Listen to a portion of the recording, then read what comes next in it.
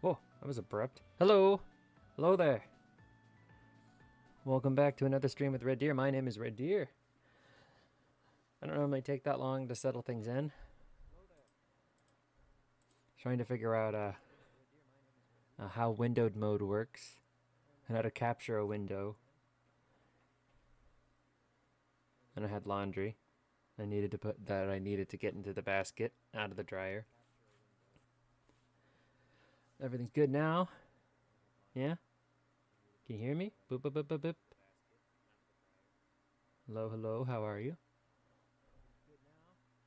Hello, kawaii Ryu. Hello, welcome back. Test this sound a little. Alright, today... Excellent, you can hear me nice. We're loud and clear. Excellent, excellent. Okay, so today we have the Beginner's Guide. I don't know anything about this game, except I saw a YouTube short by this pirate studio developer dude that said that if you were stuck, you should play this game. Like if you were stuck creatively, you should play this game. And beyond that, I don't know anything about it. And it was made by the same guy who made the Stanley Parable.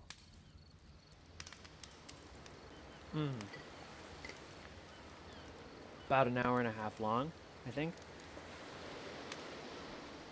Should be fun.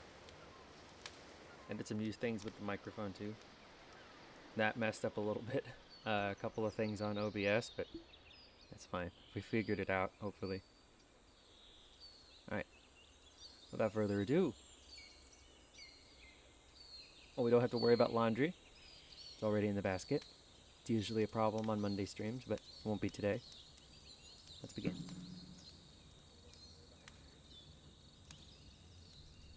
Make sure audio is on. Thanks for the reminder. Video ASD mouse. Groovy. Alright. Hi there. Thank you very much for playing the Beginner's Guide. My name is Davey Reedon. I wrote the Stanley Parable, and while that game tells a pretty absurd story, today I'm going to tell you about a series of events that happened between 2008 and 2011. We're going to look at the games made by a friend of mine named Coda. Now these games mean a lot to me. I met Coda in early 2009 at a time when I was really struggling with some personal stuff, and his work pointed me in a very powerful direction. I found it to be a good reference point for the kinds of creative works that I wanted to make. So just to start you off, this is, I think, the first game he ever made. Ooh. It's a level for Counter-Strike. You can walk around here, by the way. And mostly it's just Coda learning the basics of building a 3D environment. But what I like is that even though he starts from the simple aesthetic of a desert town, he then scatters these colorful abstract blobs and impossible floating crates around the level. And of course, it destroys the illusion that this actually is a desert town, and instead this level becomes a kind of calling card from its creator. I only heard it's about like a it reminder yesterday. that this video game was constructed by a real person. And it kind of makes you wonder, what was going through his head as he was building this? This is what I like about all of Coda's games. I mean, not that they're all fascinating as games, but that they are all going to give us access to their creator. I want us to see past the games themselves. I want to get to know who this human being really is. And that's exactly what we're going to do here. So, it's 2008, Coda starts making these games, and he never releases any of them. He doesn't put them onto the internet, he just makes them and then immediately abandons them, and they sit on his computer forever. And I think he really understood this image of himself as a recluse. At one point, he jokingly renamed his computer's recycling bin to Important Games Folder. So, you know, this was just how he worked. He tended to crank them out one after the other without even really pausing to try to understand what he had just made, until suddenly one day, he just stopped. In 2011, that was it. He made his last game, and then he hasn't made another one since. Huh. And that's why I've taken this opportunity to gather all of his work together, is because I find his games powerful and interesting, and I'd like this collection to reach him, to maybe encourage him to start creating again. And if the people like you who play this also happen to find his work interesting, then I'm sure it'll just send that much stronger of a message of encouragement to Coda.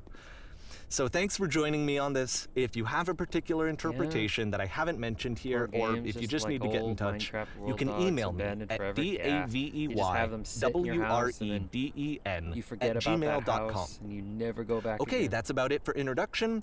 Let's take a look at Coda's first proper Poor game. things. As each game is loading, I'll show you the date that it was completed. This first one I was did that a made lot in with November Ocelots. 2008. November 2008. Got whiteness and a door. Whoa! Warning. Whisper machine active. Shift destruction imminent. Wow. This game is called Escape from Whisper, and it's one of the more generic games you'll see from Coda. He doesn't mince his words. I like it. Not that way. Can I shoot? Yes, I can shoot.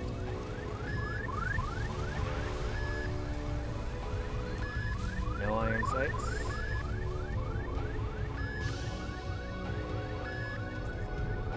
Oh, must be this way. Yeah, the doorways are a little low. I feel like I'm gonna hit my head. Hostile alien life forms inbound. It kinda looks like this game was abandoned mid-development. Oh. For instance, you have this gun, which you'd think would indicate that there are supposed to be monsters or enemies somewhere, but then clearly there are no enemies anywhere. You can't even reload the gun when you run out of bullets. Oh. But ultimately we don't really know. Maybe Coda thought that actually it was complete the way that it is. And I think that we should talk about his games for what they are, rather than for what they're not. Enemy force neutralized. Begin ship evacuation. I love how you can see the bottom of the universe from this room. It's just a big box. You know, maybe that's how he saw the world. It was just this big box that moved with you as you traverse, not just in the game, but also in life. What about the other one? What about this one? Nothing. It's kind of like how when you start a drawing and you mean to go back to it, but then you feel like, oh, I screwed up.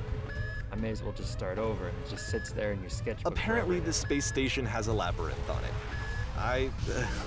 Sure, I don't know.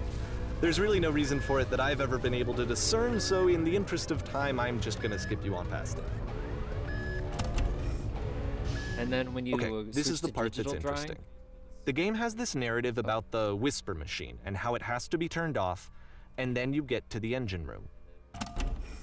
and then it's just the same thing as the sketchbook, except you got files. Hey, you there, in the engine room.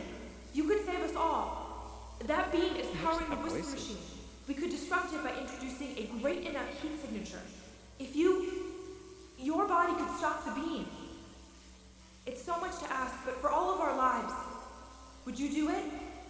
Could you give yourself? You know, I've actually voiced back in the day before I became a streamer.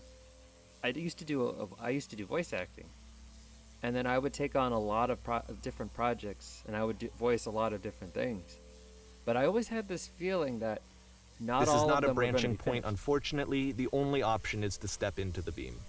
Oh, hold on, I'm telling a story here. I'll be a minute. And I just had this thought. It's like, how many of my voice files are in abandoned games like this one? Never to be heard from anyone but the developer.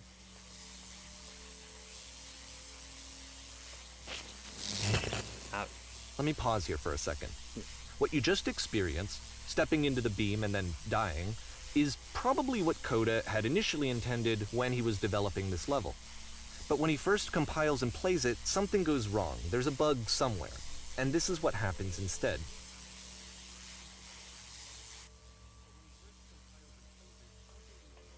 Okay, so he had fixed it, and so this is what happens in the game, right? Yeah, he just said that.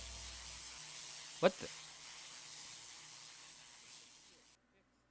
Oh yeah, there is a labyrinth. the beam causes you to start floating. And this is an important moment for him. Because yes, this is technically a glitch, but Coda identifies something human about it, like how small it makes you feel in the face of this larger chaotic system. Or this floating could be the afterlife, a peaceful place, juxtaposed against all of the hysteria that you've just had to traverse. I don't even know. I have no idea what he was thinking, but what's clear is that after making this, something lodges itself in his brain. He wants to do more of these really weird and experimental designs. So he stops work on this and moves on to a stream of tiny little games that go in all sorts of directions. Let's go ahead and take a look at the first game he made after leaving this one behind. November 2008. Oh, did he just take me to the back rooms? I can't move. Yep, in this game you can only walk backwards. Whoa. Alright. The past was behind her. You can't move side to side, you can only move backwards. So it's a short and relatively minimalist experiment combining motion and narrative. It is less advanced than the previous game, but actually it seems to be more focused, more complete. Coda's trying to give it a unique voice rather than simply basing it on a pre-existing trope. Why does the future keep changing?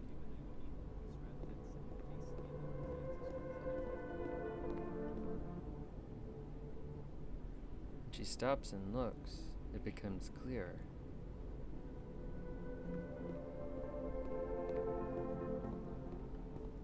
The future is always behind her. How will she find the strength to confront it? It's a short little thought, it says what it wants to say, and then it ends. Didn't need anything more than that. Which to me Short and is sweet. why it works, because it gets out quick. Okay, next one.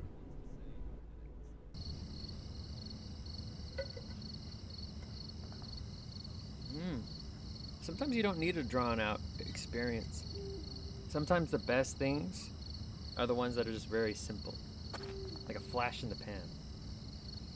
But you'll always remember that flash. Like a really cool firework. We're now entering...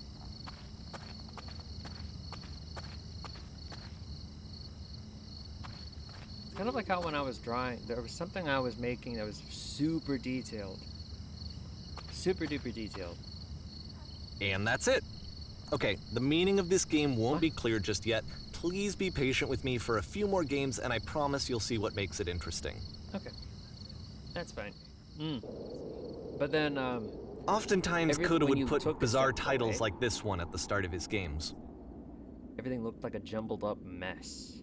I wish I'd known him at the time that he was making these early games. He would really only talk to me about his work as he was making it.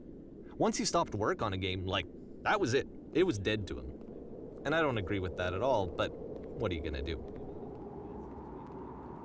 Right, because every time you make something, you learn from it.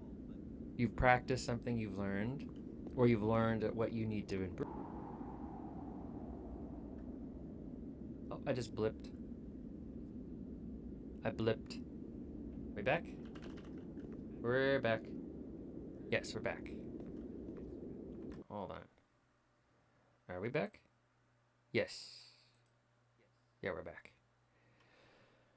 Ooh, come on. This is... I like it. I like it so far.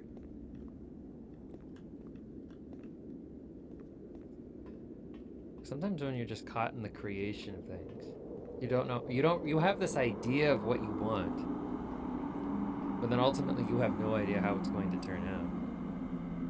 You just kind of have to... Once you've been slowed to an absolute crawl, the door at the top of the stairs opens. So why, if Coda's not showing these games to anyone, why bother opening the door at all? Well, to show you, I'm modifying the game here so that when you press enter, it'll bring you back up to full speed so you can enter the door for yourself.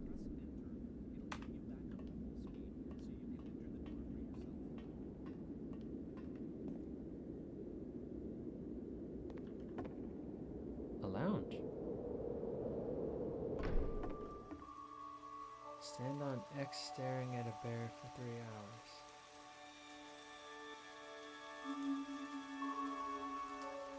You run a shop inside your own body selling A your room organs that's strategically warm to make the most money and before you nice die. and filled with little ideas for games. Wow. Plays a loud bodiless sound walking around. Coda would often tell me that he didn't mind if people thought of him as cold or distant. He said that he knew that he was actually a vibrant and compassionate person, but that it takes time to really see that. It can be a very slow climb to get there.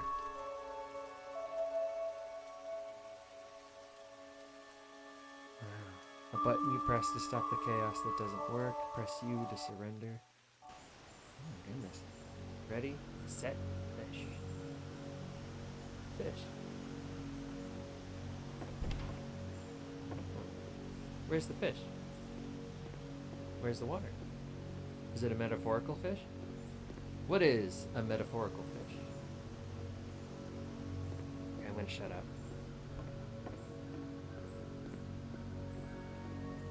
I'm clearly outclassed by what is being presented here, so I'm not even gonna try to match it. Some people think a lot of details means it's better, but you can make things too complex and it ends up being bad because of too much going on. Exactly, you get too bogged into the details that you forget why the details are even there.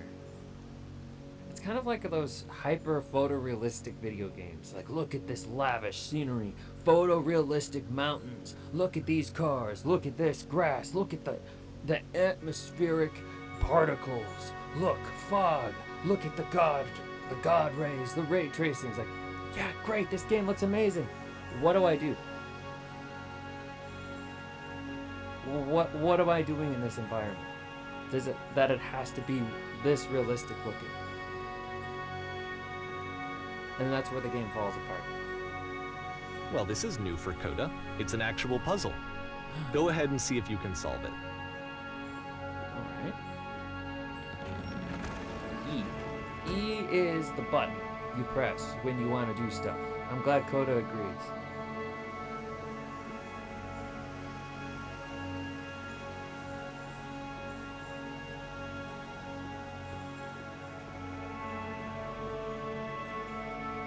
What's the puzzle?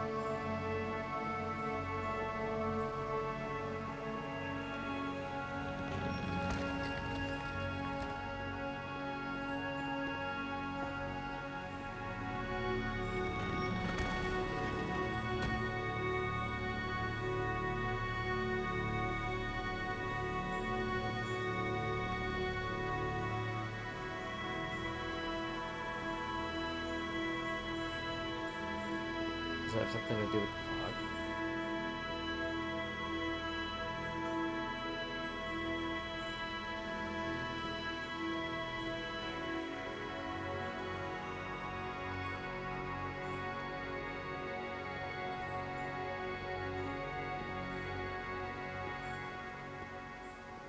I do not know what I am doing. I can crouch. Okay, so left control is crouch. Left shift is, no. Just walk you through it. You're gonna hit the switch on the outside to open the door, then hit the same switch and walk through the door before it closes. You'll see a second switch on the inside, which will open the second door.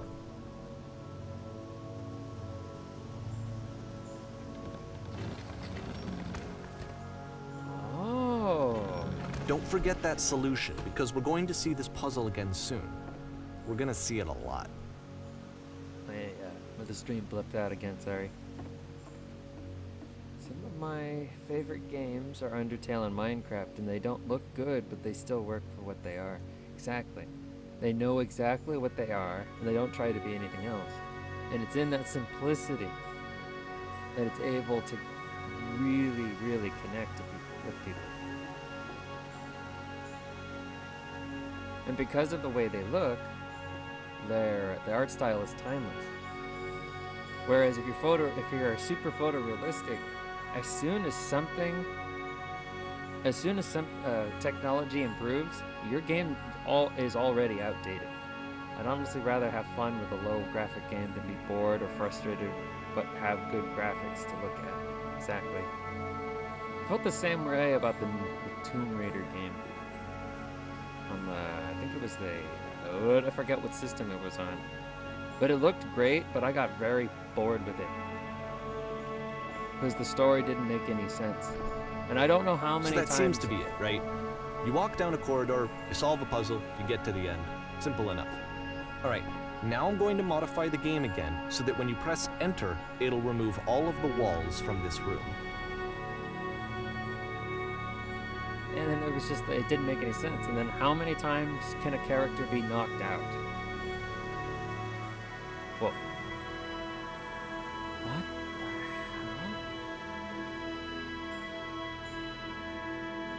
How about that? There was more to it than we had any way of knowing. I actually find it funny that this game comes after the Stairs game, since they essentially convey the opposite idea. So, in the Stairs game, a dull exterior concealed a rich interior. And then, in this level, a dull interior hides this fantastic outer world. Either way, I think that the point is the same, is that most of the time you don't get to know what you're missing, or even that you're missing anything. That's not your role as a player. So if your role here is not to understand, then what is it?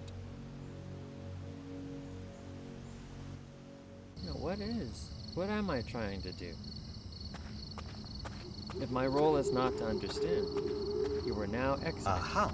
So this, combined with the entering game from earlier, tells us that Coda believes his games are connected somehow. It could even be that the Stairs game and the puzzle game are literally connected in between this and the entering game. There's a bigger picture that all of his games are meant to play a role in, some larger meaning that we won't be able to grasp until we've seen all of them. And once we have, we can step back and start to understand what exactly that bigger picture is.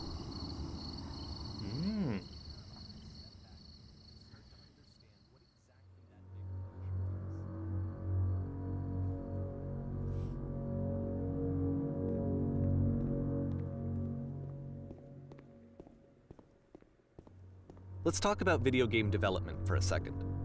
Every video game runs on what's called an engine, which determines what the game can and cannot do. So in other words, the engine is a set of tools for game development. To make all of these games, Coda is using an engine called Source. Like all engines, Source has certain things that it does well, and it has certain things that it does poorly. One of the things that it does very well is boxy linear corridors. That's why so many of Coda's games are set in these large, flat, empty rooms, is just because he's working with what the engine does well. The tools available to the creator shape what kinds of creative work they're going to end up making. You might consider paying attention to the architecture in Coda's games to notice how they seem to stem from an engine that's very good at producing linear, boxy corridors.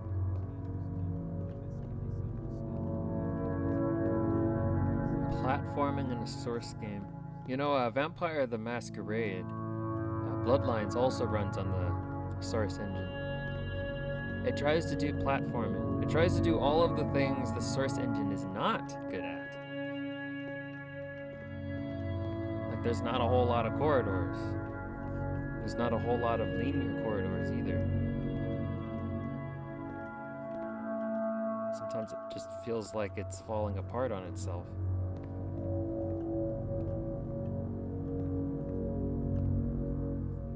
Doesn't seem to be any falling damage. There's no fall damage. Ooh, pushes me right to where it wants me to be. Pretty cool.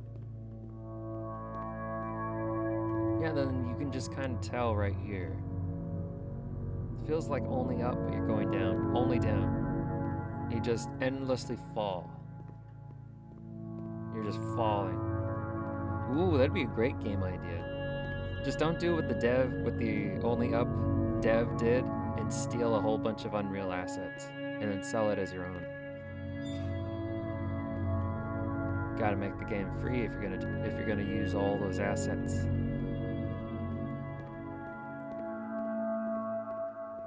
Or make your own.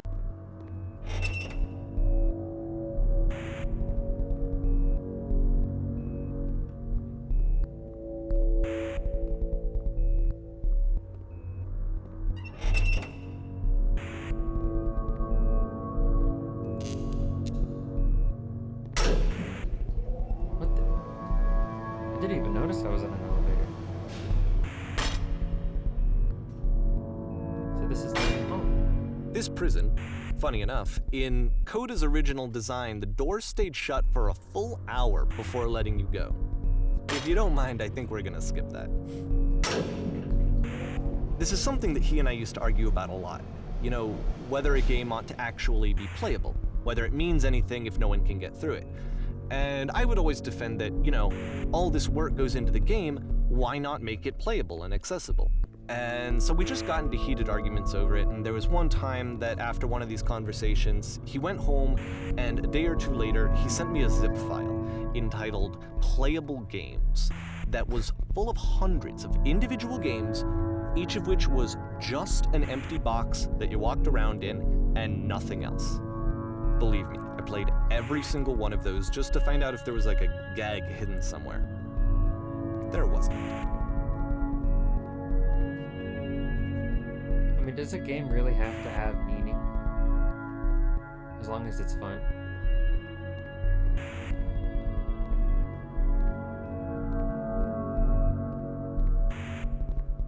I don't think you need to be able to see absolutely everything that goes into a game. That's kind of like peeking around the like when you go to a magic show. That would be like being able to see the trick and what the magician is doing. And that might ruin the trick. But at the same time, it is nice to peek when you want to. But when you absolutely want to be immersed into something, maybe better It's the not to puzzle do it. again, with the exact same solution as the last time. Oops.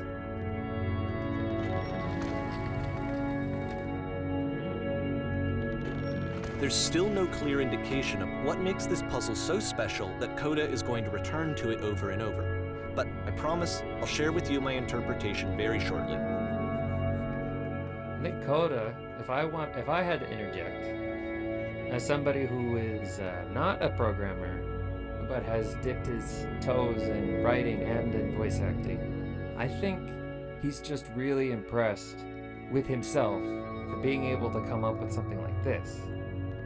And he probably likes the idea that the player, once he figures it out, he thinks the puzzle's good fun. And honestly, now that I know how it works, that is pretty fun. Some games are less you playing it or doing anything that involves skill and more about just experiencing it for what it is. Right, it's kind of like those Telltale games where you're just like, you are experiencing the game. Sometimes you take control of the character, but ultimately the game is about making a choice and you seeing things play out based on your choices. You're not exactly playing it, you are choosing your experience. It doesn't really involve a lot of skills either. Listen. You there. Did you come Here, from Coda up above? begins using a kind of dialogue system that he fashioned out of the engine's chat capabilities. Use the 1, 2, 3 buttons on your keyboard to respond. There was an enormous prison I spent hours. It's the world above. You've been there. Now this is important. Did you have to get through a puzzle with 2 doors and switches? Yes, I did. That was literally the last thing I did before coming here.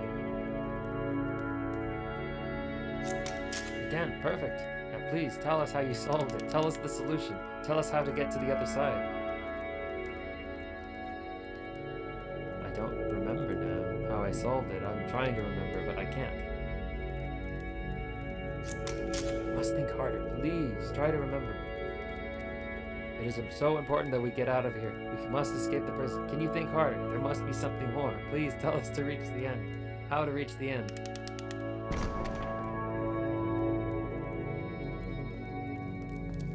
furnace. A medieval furnace. Do those other people have something to say? Can I join them? Visible wall. Nope. I really enjoyed those Telltale games for what they were.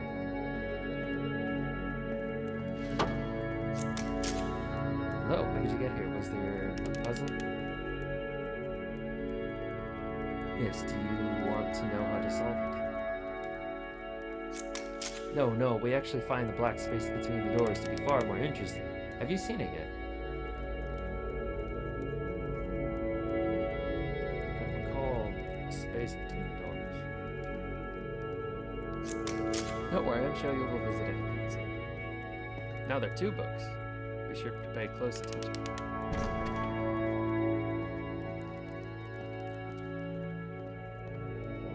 Wonder how many hours Coda spent on these.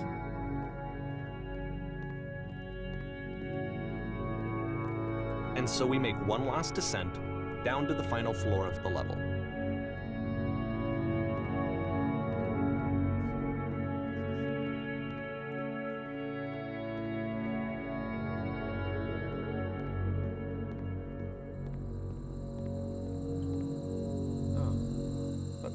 Outside. It's a lamppost. Okay, I can't tell you quite why, but for some reason, Coda fixates on this lamppost. It's going to appear at the end of every single one of his games from here on out. I'll tell you what I think. I think that up to this point, he's been making really strange and abstract games with no clear purpose, and maybe you can only float around in that headspace for so long. Because now he wants something to hold on to. He wants a reference point. He wants the work to be leading to something.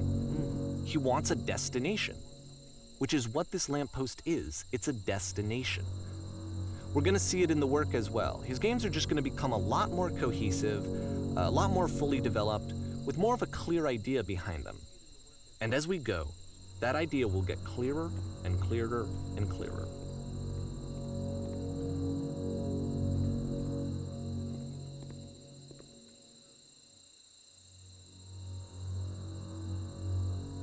April 2009. As you walk around, you can leave notes. All notes you see are left by other players.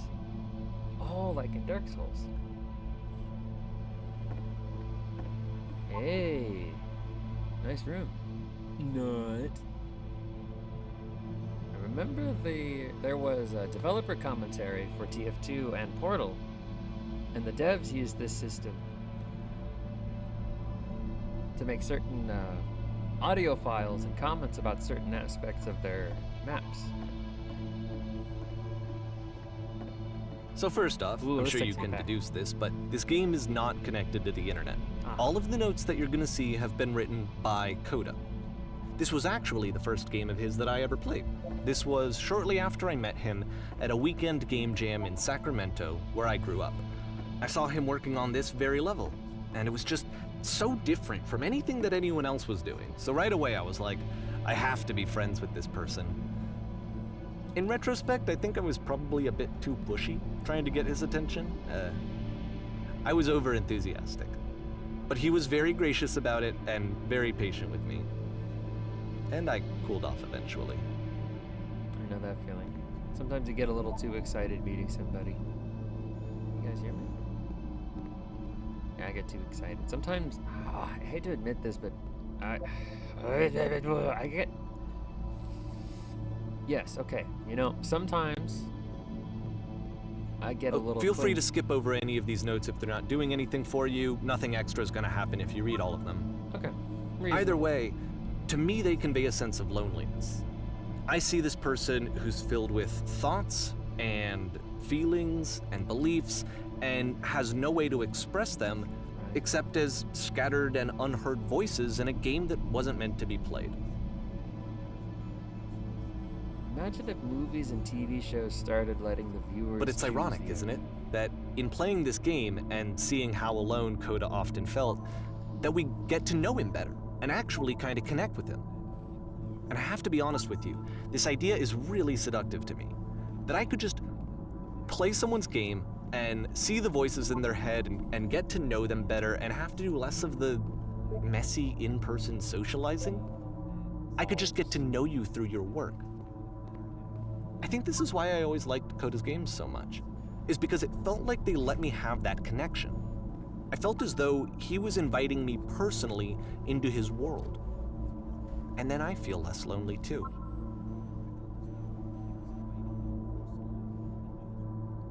Oh, and then nobody gets mad about the ending because it has multiple ends and they choose what they saw happen. Yeah, that would be interesting. There would be like new ways of arguing things though. Because then there will be like, no, my ending is the real ending. Your ending is the fan service one. And then they were like, no, but mine's canon. My ending is what really happened. Like a whole new level of online keyboard wars. I just saw a flying penguin. Let me tell you, it was the most majestic thing I have ever seen. Oh my goodness. I'm not reading all of that. Well, anyway, back to what he was saying about Coda's work. It's like sometimes you can really tell. You can tell a lot about a person by the kind of work they make. I mean, by the kind of things that they like to draw or create. Boring. Like sometimes they'll try. OBS, come on. It's a good thing I caught it before I started my story. Other times it's like, this guy, he must really like thighs. Or this lady must really like drawing cute girls. And then, you know, it's as simple as that. It doesn't need to be complicated as that. Can I fall down? No, I can't. Recognize me, please. I need to go to the frickin' bathroom. Yeah, he wrote all of these notes. Coda wrote all these notes. There's nothing here, go back. Don't listen to that guy. He lies. Let's see. Free t-shirt. For free! Someday I will meet the person who made this. Maybe. I help people because of the internal good feeling I get. New room. Alright, I'm done. I don't want to read it anymore. Stop, turn back, proceeding further will only end in misery. This must be the end then.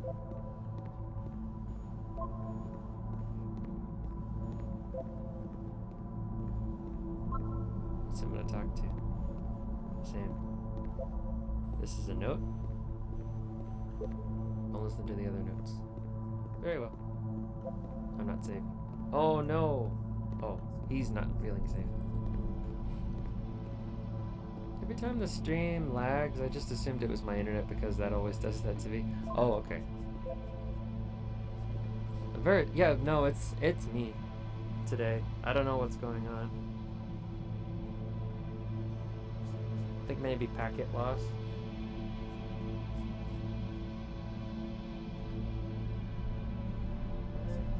Comes and goes. It comes and goes. I would rather have shitty internet that was stable than have really fast internet and I've got packet loss. Because packet loss, it is frustrating to deal with. Because it just makes things dip. And then it makes it dip in such a way that everything disconnects and you gotta start over. Especially if you're playing online games. And then you're getting into the jam, you're moving and grooving, you're having a good match, and then all of a sudden, boom. Never think, but what if I'm not the problem? Because I'm usually always the problem. No. This is YouTube's fault. You're not Rayu, you are not the problem. It is my internet's problem. Because it even happens sometimes it happens when there's no one in the chat. Or when you are not here.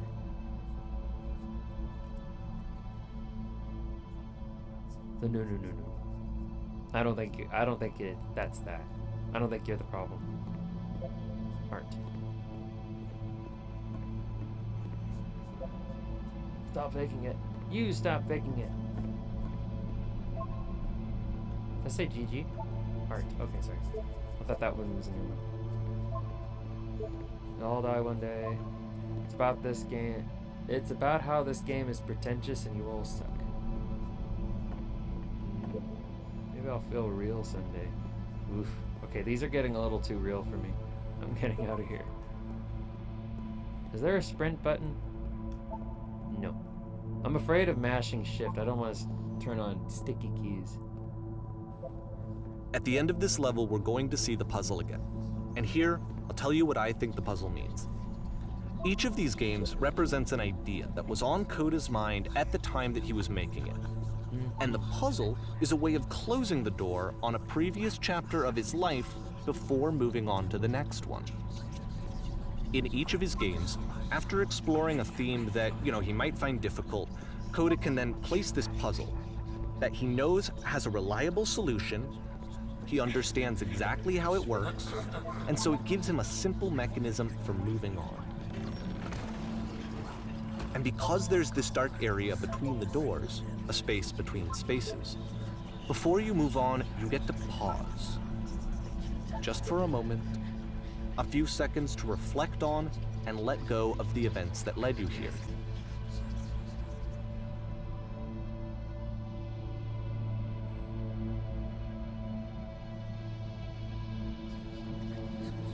Up. Okay, there we go. To watch any live stream, I have to set the quality to 144p or it lags too bad to watch most of the time. Oh, yeah, I remember. I do remember you telling me. Watching videos, though, I can get as high as 480.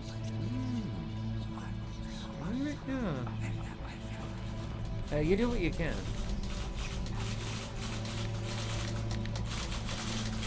Luckily, this game doesn't look like it really needs all that. How do you leave notes? Luckily, this game doesn't really need all. You don't need to see it in high resolution to get the most enjoyment out of it, I don't think. Typewriter from Resident Evil. Are you there? Please say something. No, I just need you to say something. Talk to me, please. So much different from talk. Oof.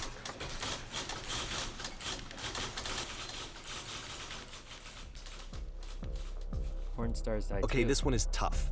It's gonna kind of just spin its own wheels for a few minutes. Hang with it. First thought was Resident Evil as well. Yeah, it's just the typewriter and using it, and you just use that to save, and then they're everywhere.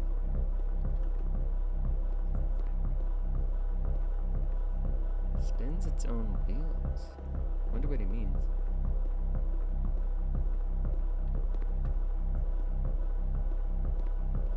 Yeah, sometimes when you just start working on something, you can tell that it's probably not going to go anywhere. Or maybe the scope is a little too ambitious. See, this is it. The whole game. And there's nothing that's particularly interesting about it. You just walk to the end of a hallway. Except, for some reason, Coda gets really fixated on this prison that has all of this modern furniture. And I don't know why, but he decides he needs to revisit this prison. He's gonna start over, use the same assets, turn it into something else. Okay, cool. Here's version 2.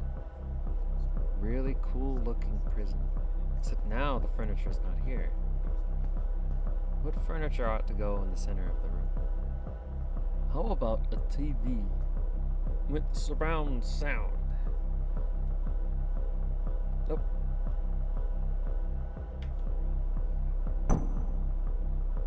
That's a table. Okay, now what about along the wall of the room? Let's put a huge 10 stoves lined up along the wall.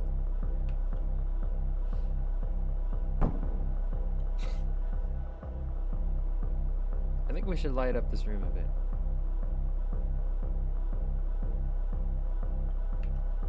We'll put live Tesla coils in each corner, yeah. And a table. You need a table. Tables were invented in 1935. Who are you?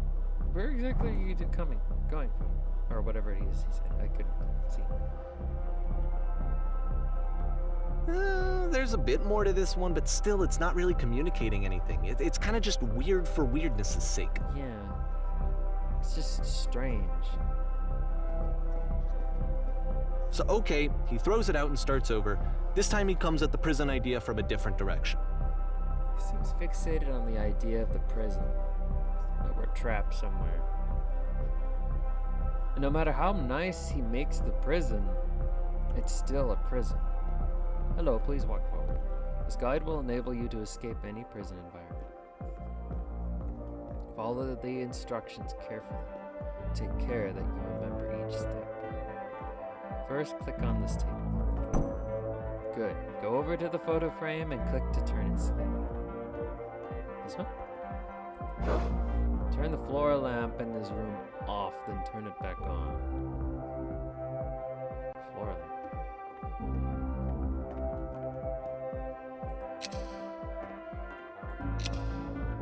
Go to the left side sofa. Move it over a little. Finally touch the shelves. That's it! In a real prison, the escape will now open. Return to the start to be taken back to your prison.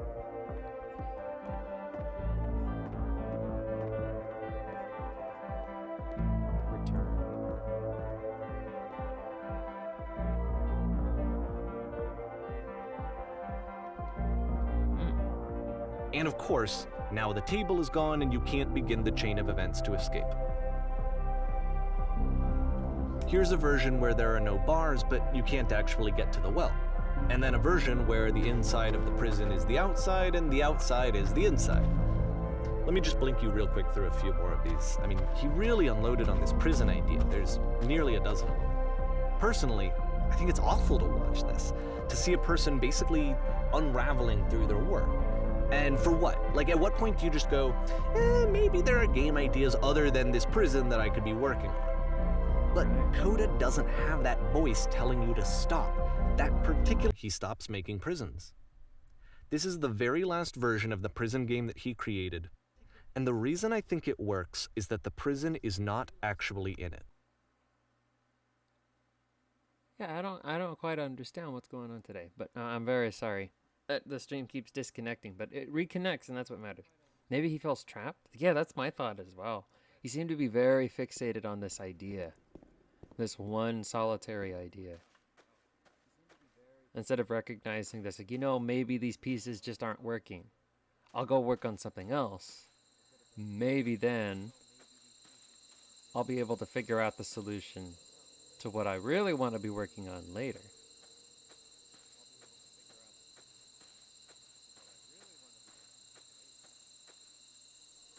I remember there was this thing in my screenwriting class that I took in college.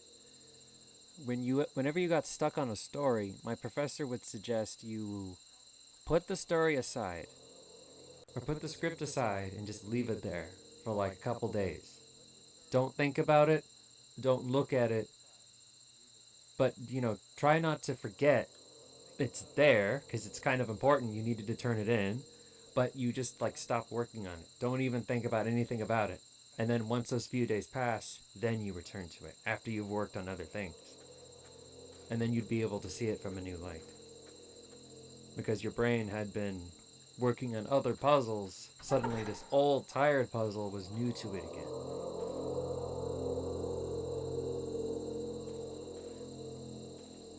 Alright. Most of us...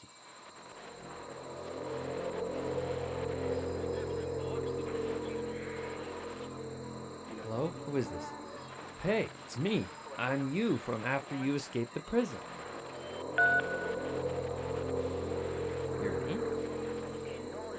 Huh? So you were trapped in this prison too? Yep, I was in the furniture. It's a conversation. And so this is what Coda wants, is to be able to talk to someone, to share what's on his mind, and to get some good advice from someone who knows. But the irony is that even in this scenario, you're still talking to yourself. All of these games so far are Coda talking to himself. He feels trapped in his own mind. And he can't get out. Don't worry about the lag too much, it doesn't bother me. I've been lagging every day of my life, so I'm used to it. Oh, well, thank you. And I'm sorry to hear that. Yeah, lag is not an easy thing to deal with. Yeah, sometimes the internet just does that. I don't know what Xfinity is doing, because they've been periodically replacing cables throughout the town I live in. And then not only that, but I have to be careful. Something happened to Xfinity's infrastructure in my city that I can't go into too much detail. But they've been systematically replacing components that were damaged. And over time, sometimes things just blip in and out. So far, considering what happened over there, because, you know, it was reported on the news, and you can figure out easily by looking it up, if I give too many specifics. It's just for my safety and my family's safety. You never know who's what kind of people are watching. I trust you, but I don't know the kind of people who watch my thoughts all the time. So then, well, anyway, it was damaged, and they're replacing components, and sometimes the internet just kind of fizzles in and out. It's probably a lot more complicated than what I'm saying, and you know, honestly, I'm impressed that it only happens every now and again. Pretty cool.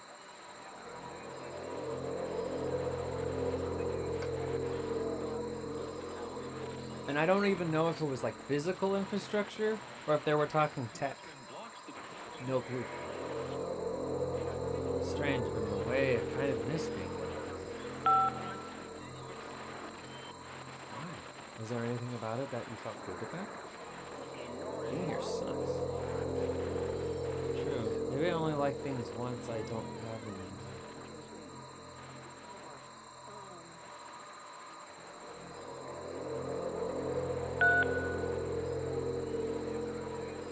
Maybe that too, I guess. Is that just how I'm going to be forever? I'd really like to change that.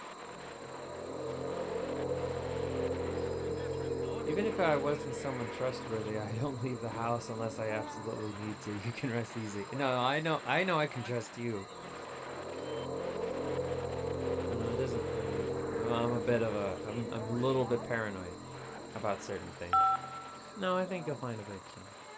Wait, if you're me, then did you get a call from another version of you when you were trapped? Yes, I did get a call. That's how I escaped. What did they tell you? What did you have to do to get out? All they told me was to be sincere.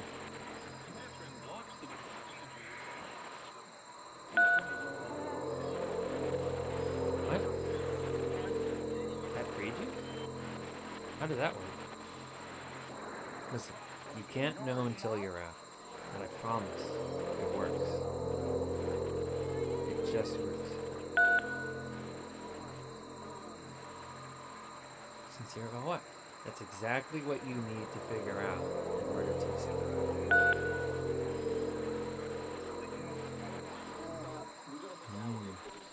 I can see why he considers this a fitting conclusion to the prison games.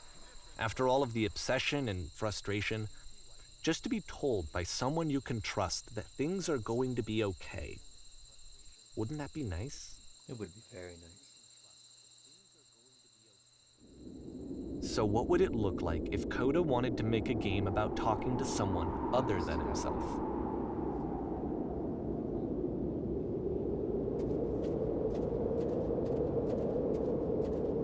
Ooh, they really ramped To up me, this. this environment is meant to represent Coda's puzzle, with the two doors on either side and a dark transitional space between.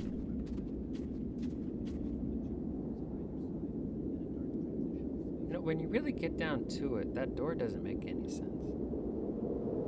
What if the guy has multiple personality disorder and he is talking to the voices in his head while he's trapped in his head like a prison, while another one is in control? Holy shit!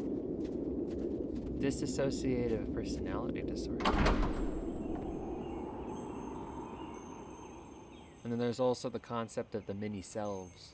Maybe the rational self is arguing with the emotional self, and the creative self has manifested self.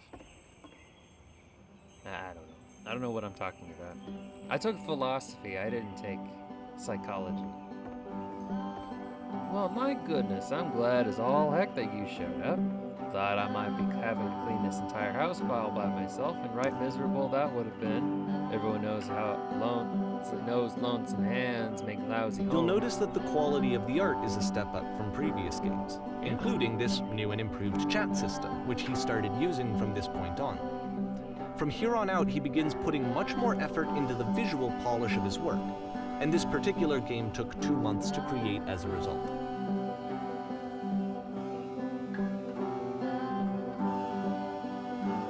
And lousy homes make home loners. Are we cleaning this whole place? Don't worry about me. A place this nice, I'll be glad to stay here all.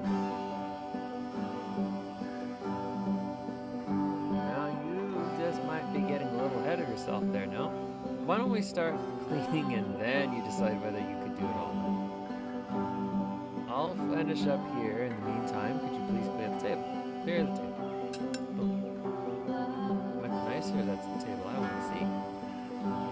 Now, would you please run to the bathroom and make the bed? Bedroom. Run to the bedroom and make the bed.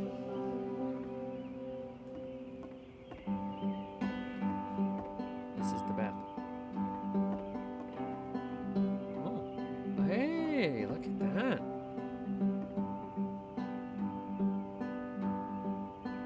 Those are nice looking folds. While you're in there, why don't you straighten out the rug a bit? All the little details.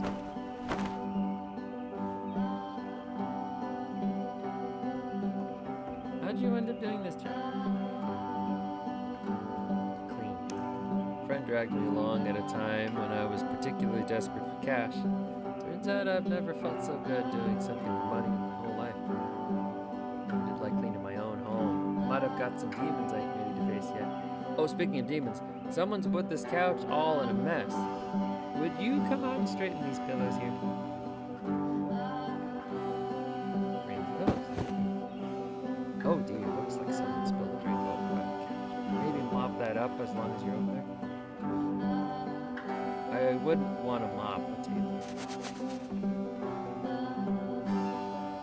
Compelled to share an incredibly cheesy personal insight. You okay with that? Make it especially cheesy.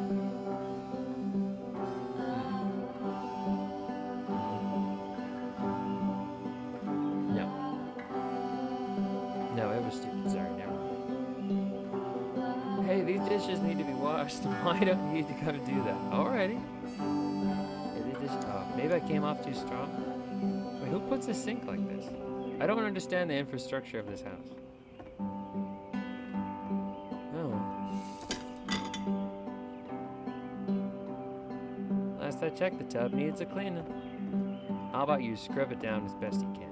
No need to be perfect. We're all just human. I don't have a reflection. I think it might be a vampire. There's still books scattered on the floor of the bedroom. So, would you put them back on the shelf?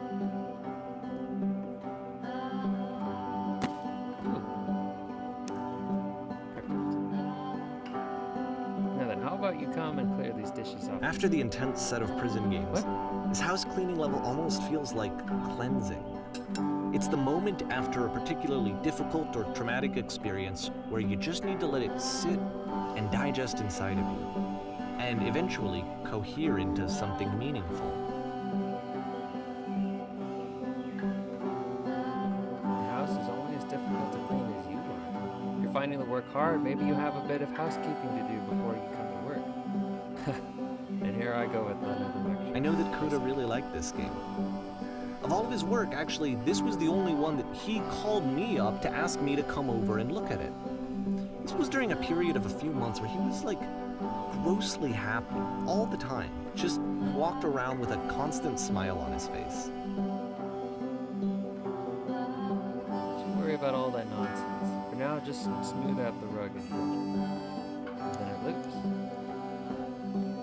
Just someone's Sim's house, and you're the person next door that becomes a slave worker. That's exactly right. So I am imprisoned here. Looks like the tub has gotten rather dirty. Would you mind? I have to do it. I have to clean the tub again.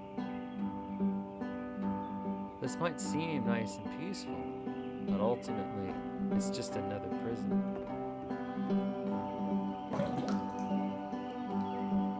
Ooh, a bathroom that's also a hallway.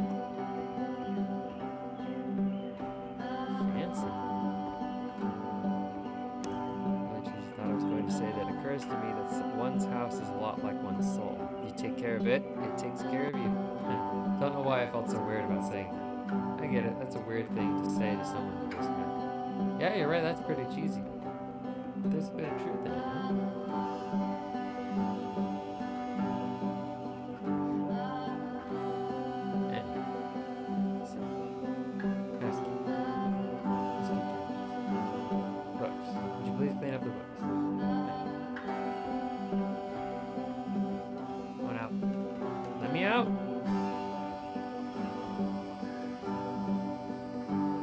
Like Dormammu.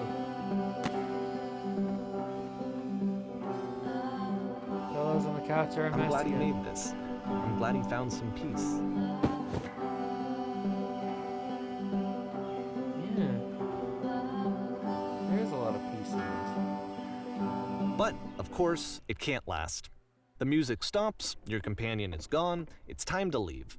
The door at the top of the hill is now open as well. Again, you can't stay in the dark space for too long. You just can't. You have to keep moving. It's how you stay alive. Right. No matter how... Wait, what the...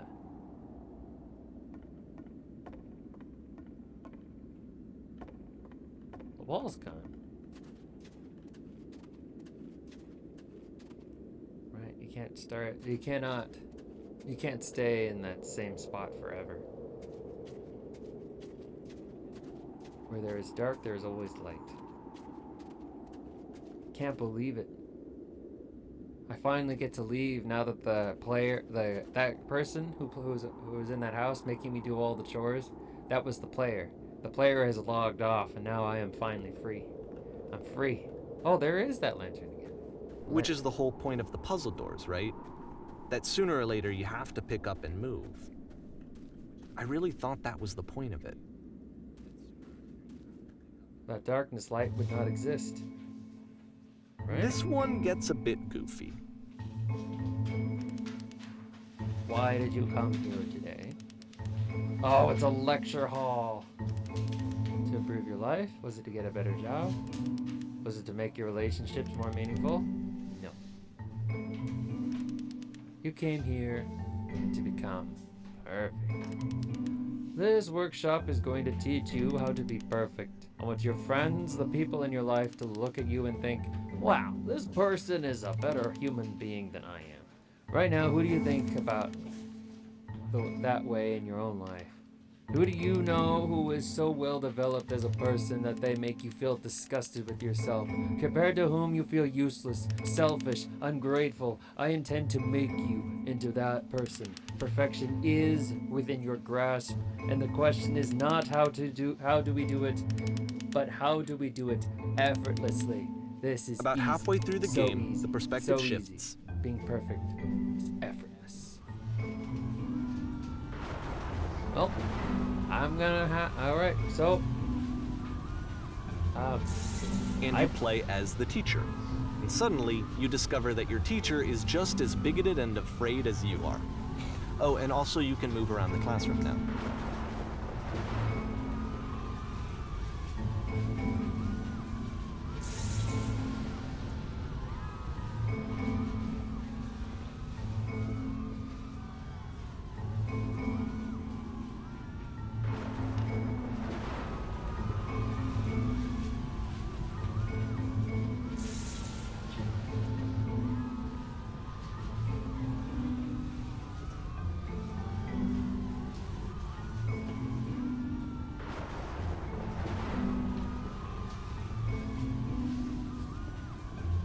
Yes, it's like a giant all-seeing eye. It's watching me do everything that I'm doing. Anyone want to do some ecstasy after this? Oh god, what is the easiest, simplest path forward? Holy shit, you guys, something is coming out of the back of the room. Look out. It's like a black hole. Everybody run. I felt pretty hard for this one. I feel like it's one of the most relatable experiences that you can have. To assume that some other person is perfect and totally fulfilled in every way, and completely miss all of the little flaws that make them painfully human. I think about this game a lot these days. Ooh, January 2010. That was 14 years ago. This one Holy took a cow. lot longer than all the others for Coda to make. It was 4 months between this and the last one. That's twice as long as it took him to make any other game before this, and it's not like it's particularly complex, so I remember I found that a little strange at the time.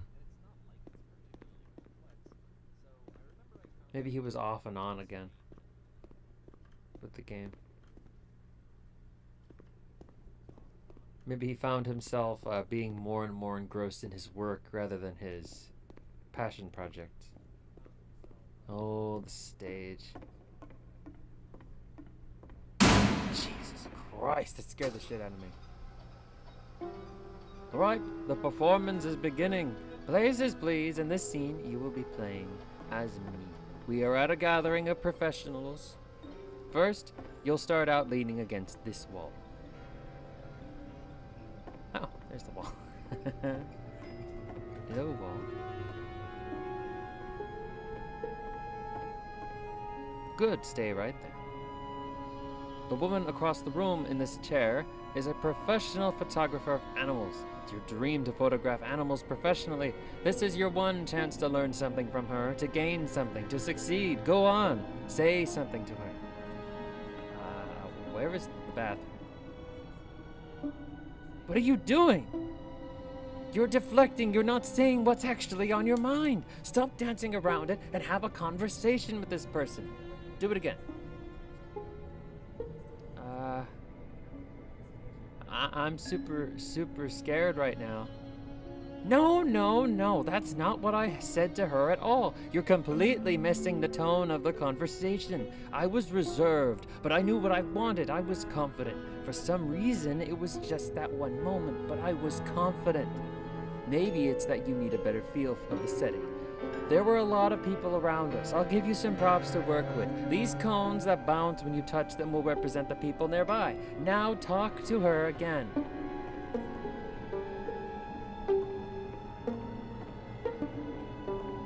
Hold on.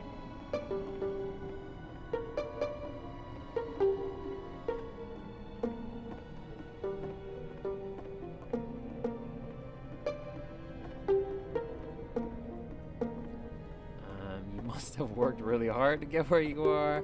I'll bet you've learned to lean into the pain. What are some sacrifices you've had to make?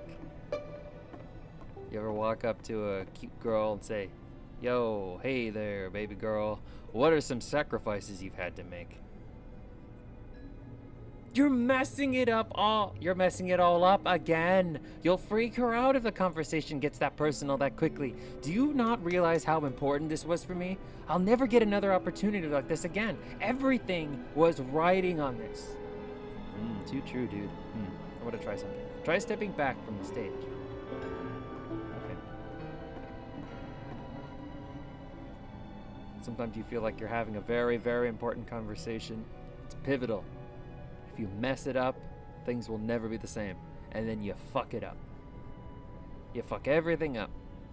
Everything you worked toward, you just weren't up for you just weren't up to the task. Yeah. I've had more than a couple of those moments actually in my life.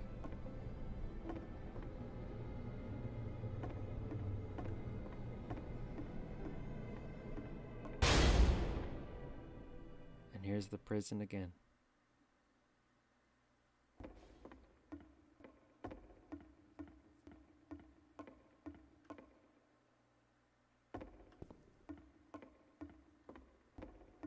But it's okay.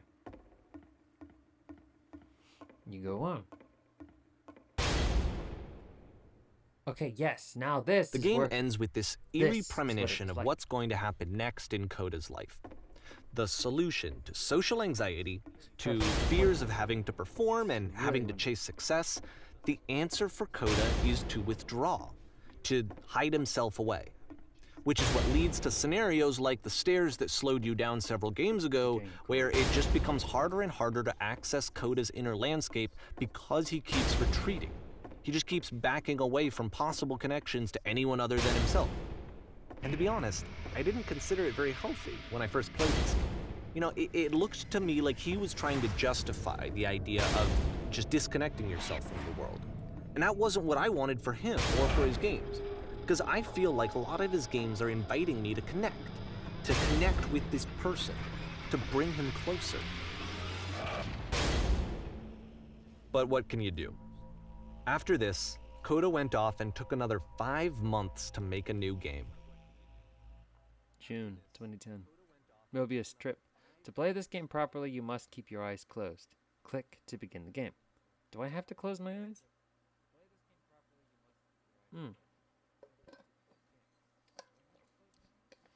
I'll only do it if the voice tells me to do it. It can be really scary talking to new people. I can see, I have personally done what Coda had done. Like, you just kind of retreat into yourself because of, not because you're afraid of socialization, but because you've been hurt because of the socialization. And so it's so tempting to, once you retreat inside yourself, to stay there, but you can't do that. You have to find your way out. It's the only way you'll be happy, healthy, be able to do the things you want to do.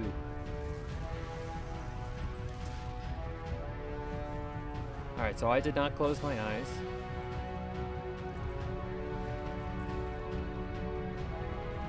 SS Whisper. Uh-oh. Help, I'm blind. Am I going to be killed by a giant door? What's going on? Captain, what can we do? Help, I'm blind. You should probably open your eyes if you haven't already. It's pretty much impossible to solve otherwise. And there is a solution, by the way.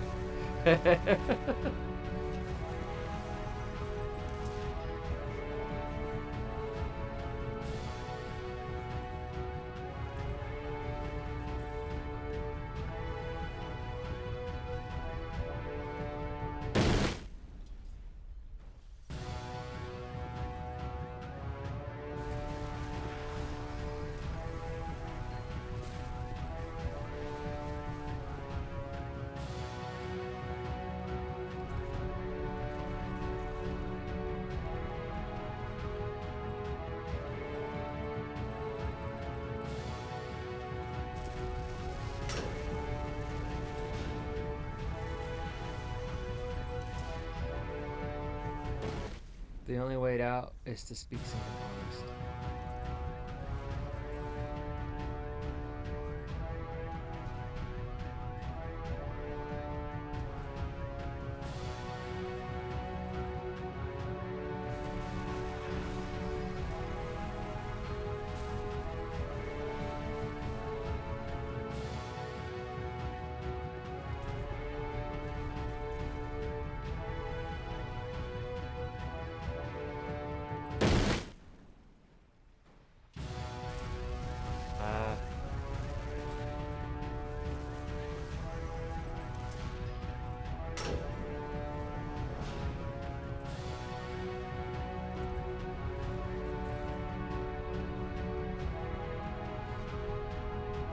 Can't keep making these. Yes, that's it. That's the truth. Oh.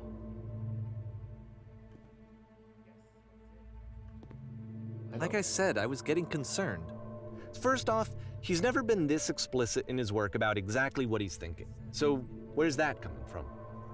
But then even weirder, his work has potentially stopped being an outlet for him.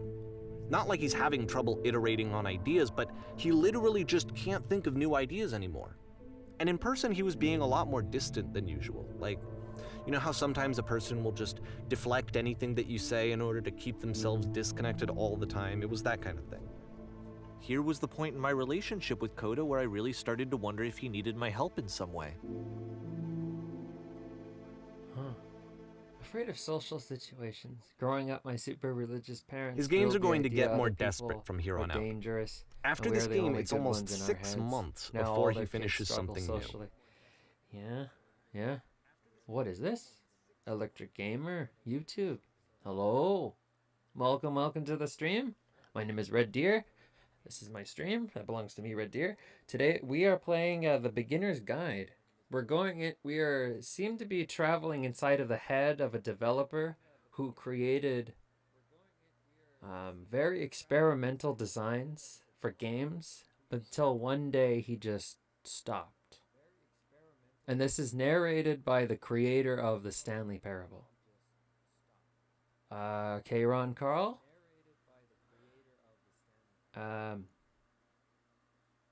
Did you fall asleep and hit some random keys on your keyboard?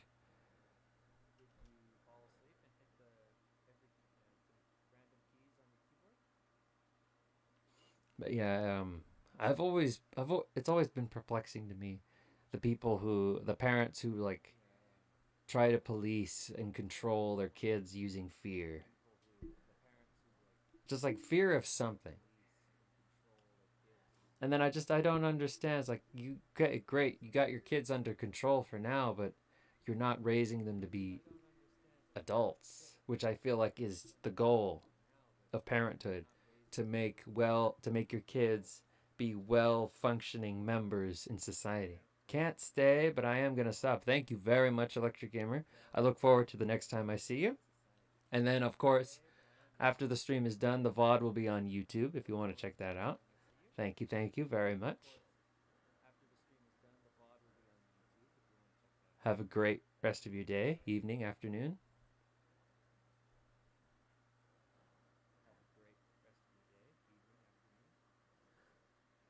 I'm gonna take a moment and make sure Kron Carl is okay.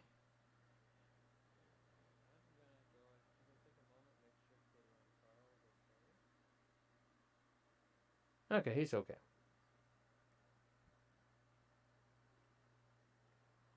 I'm very sorry. I don't know. I try not to single out any one person in the chat. Kron Carl, yes, that is you. That is your name.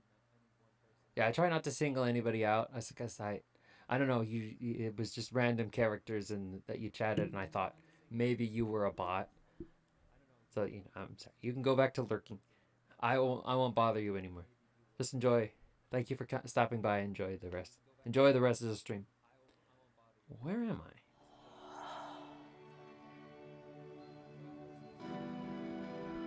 Yeah, it's very interesting how people can bring in children into the world, but then not want to deal with the responsibilities or consequences, and then just go for the easy way out.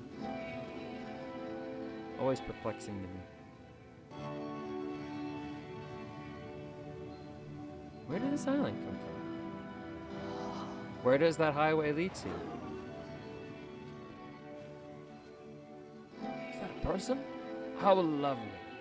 It's been a long time since I talked to anyone. What's wrong? You look lost. Yeah, I'm just gonna leave the thought up there, because I'm not a parent myself. Although I'm definitely old enough to be one, I'm not. I don't know all the intricacies of parenthood, and it seems a lot of people don't.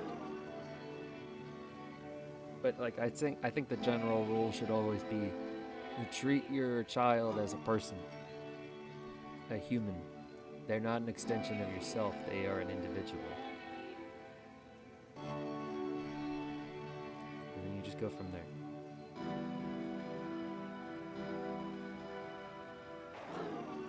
What's wrong? You look lost.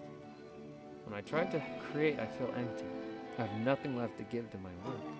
I'm completely out of ideas.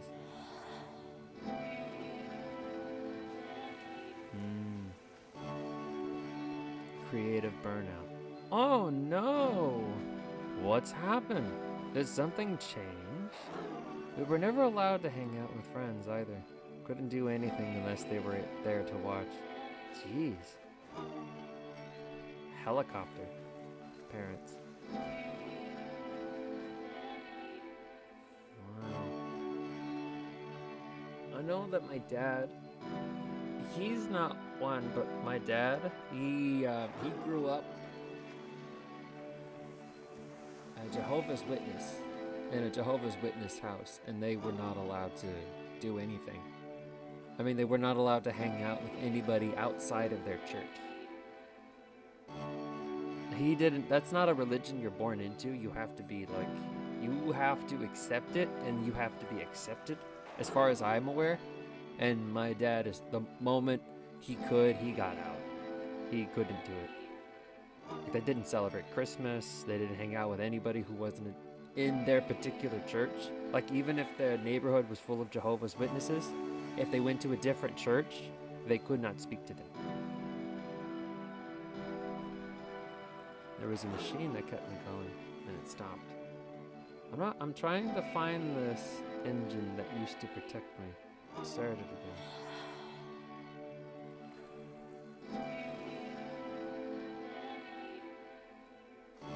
But then the exact extent of how much their parents, how much my grandma and grandpa policed him and his brothers and my uncles, I have no idea. I don't think he's ever said. I don't think it was nearly as bad as you, though. Or nearly as bad as what you seem to have. Or maybe it was worse. You're looking for a machine? I think I know where it is. It isn't far. I don't know, this is heavy. This game is getting kind of heavy. We really are. This guy is no longer making games for other people. He's sort of having a mental debate, psychological debate with himself.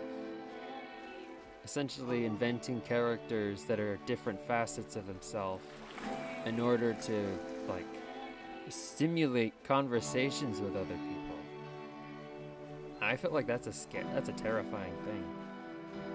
Because, you know, when you have a journal, for example, and you're writing in it, you're keeping tabs with yourself, but I don't think you're talking to yourself.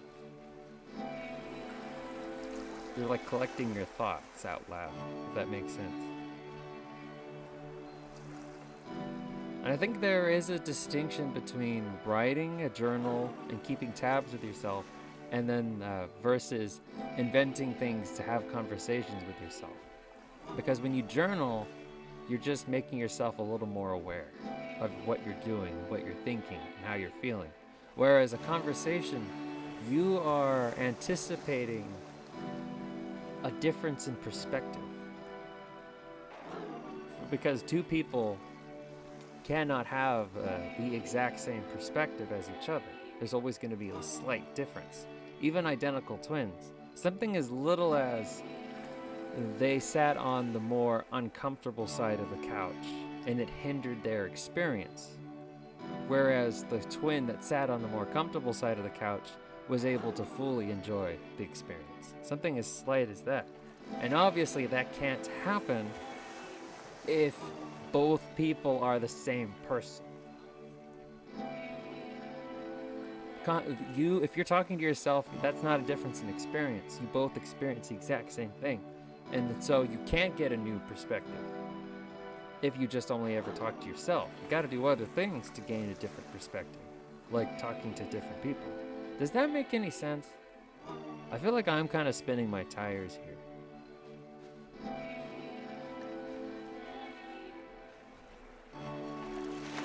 All right. Anyway, moving on. This what's going on with Coda here is not helping. He needs help. He needs to talk to other people. You have to take me to it. I'm talking about a machine.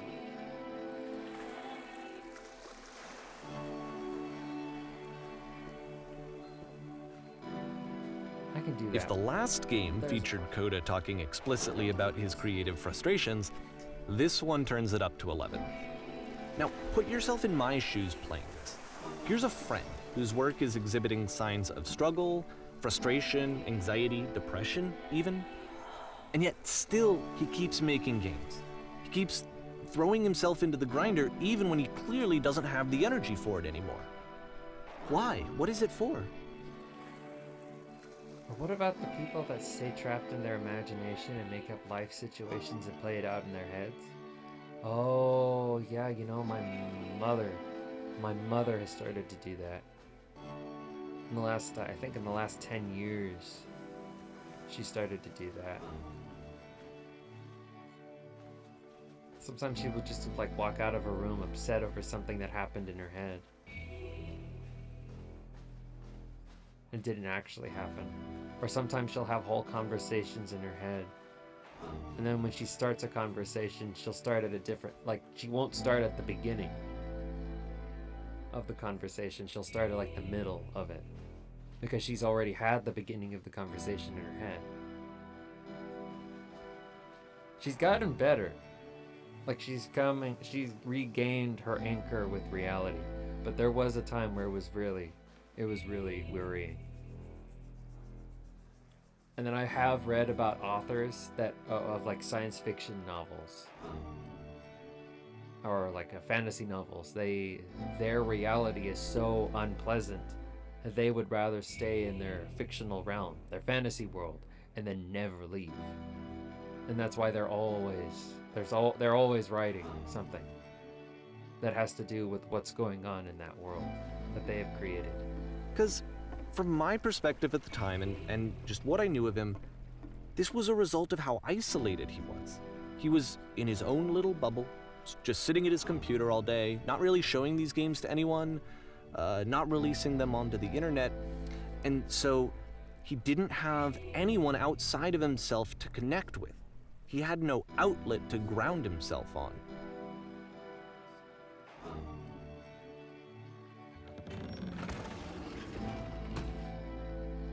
Always building their ideal world, precisely. Or at least escaping what they don't like about the current one. The real one. Now you have the clue. The first door. The texture on the door is a lot better, but still the same puzzle. Hey, Poli23! How's it going? We're just playing this game that was made by the creator of the Stanley Parable. He has compiled a bunch of games that his friend Coda created. And we're experimenting the depreciation of his will to create. And how he dealt with social isolation. And then how eventually he ran out of ideas. And how it started to negatively impact, everything in his life. Or just at least it impacted him creatively. That makes sense? I feel like I'm missing something. You can't talk yourself out of loneliness. It doesn't work that way. You can't be the one writing both the questions and the answers. Then there's no movement. Then there's no circulation. If all of your anxieties are being channeled into your work, then if the work ever fails, you have no backup and you're just going to crash.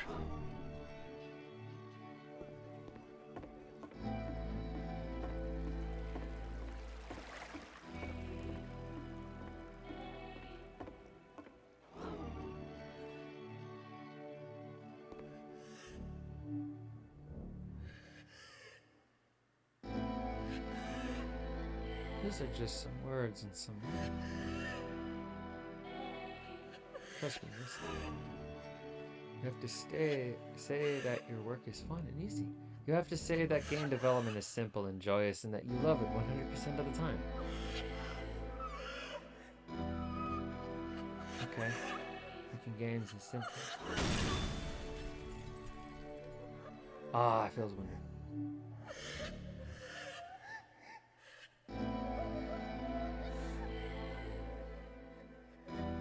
Don't worry about it, just keep talking. Keep saying that creation is easy.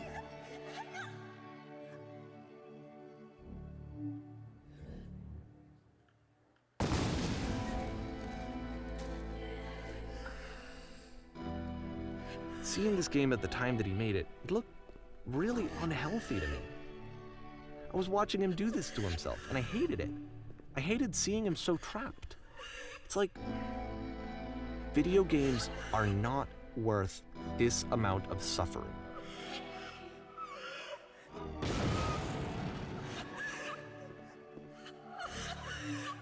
This is someone I really cared about. And I used to get so much joy out of seeing him create. For him to suddenly become angry and frustrated like this, it was the worst thing for me.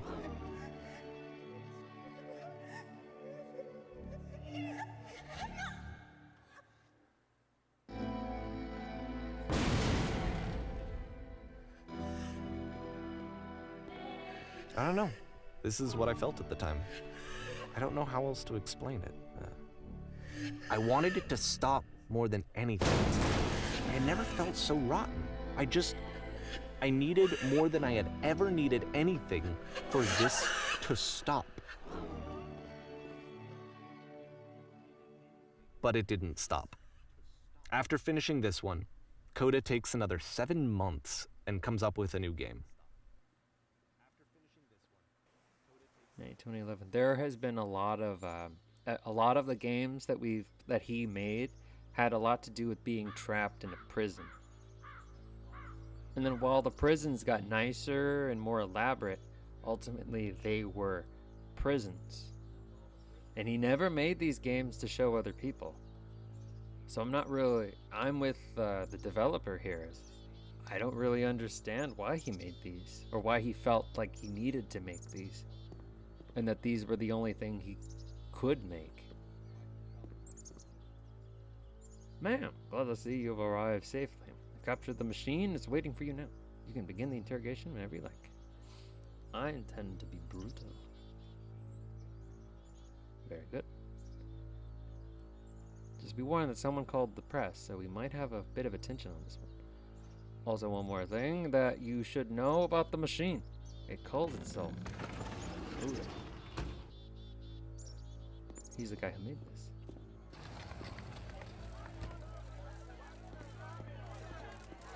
Excuse me. Coming through. Oh, no questions, please.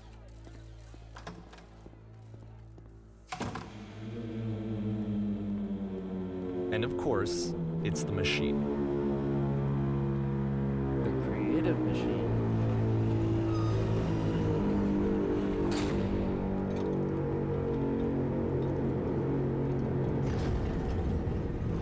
It's taking him longer and longer to finish them as well, so maybe there's less joy and enthusiasm, the more he is having to force himself to even work on it. I think you're right. I think he's fighting the burnout, which is not a good thing. When you are burnt out, you need to find a way to take a break.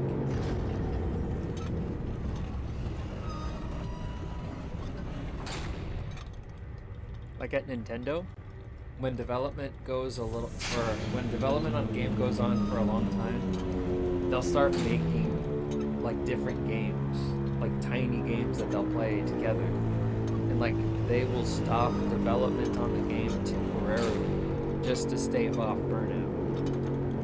And then once they're like a couple weeks have passed or months, then they'll get right back into development.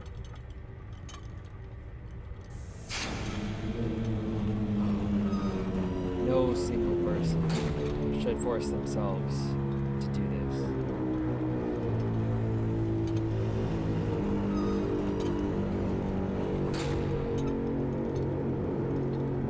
Who he's talking to?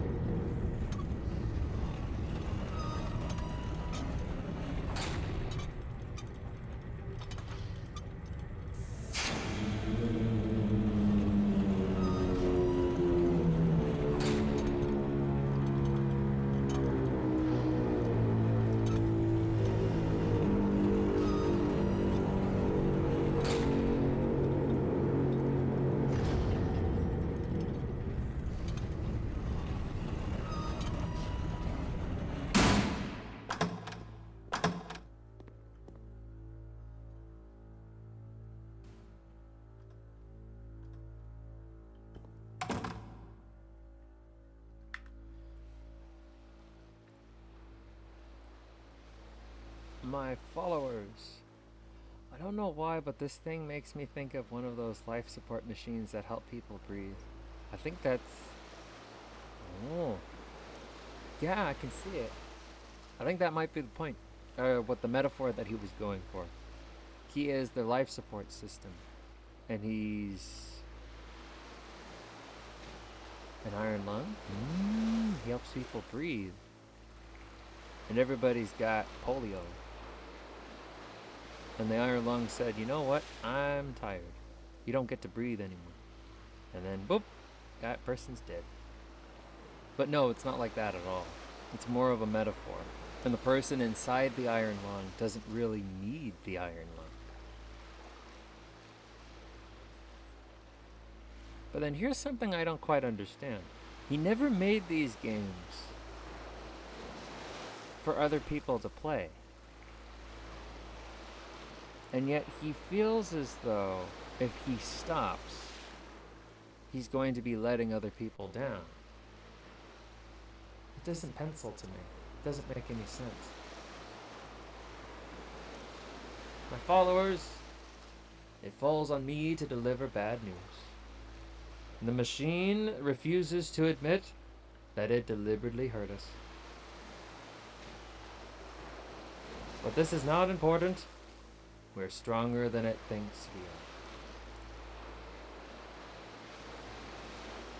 are. Let us show it that we are not failures.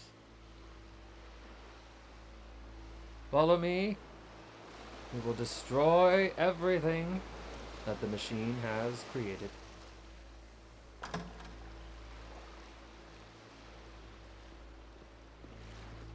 Yeah, I see it too.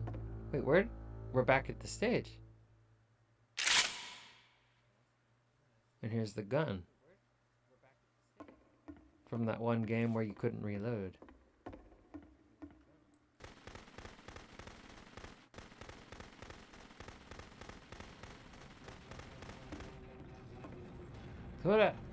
I will make your work die. I'll make...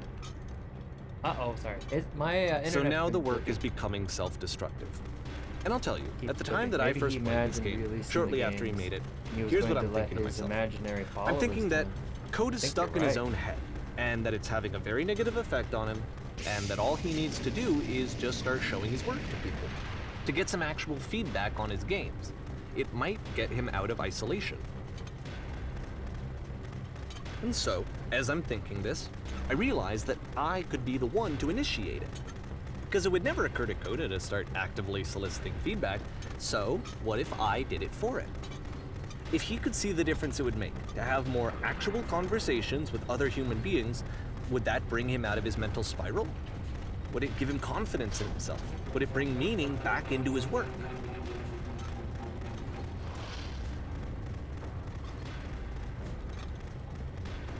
Gun never runs out of bullets. So I started showing Coda's work to people. I took this one, and the island which you just played, the theater, the notes, the house cleaning game, and some of the prison escape games. I brought them to people that I knew and trusted. I asked their opinions. And the great part is that they really loved his games. You know, the point of it all was just to give him some external reference point, but they genuinely loved his work. There was nothing for him to be afraid of.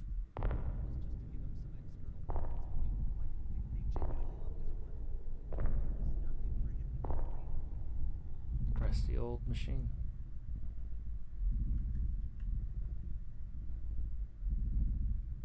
Put down your weapon.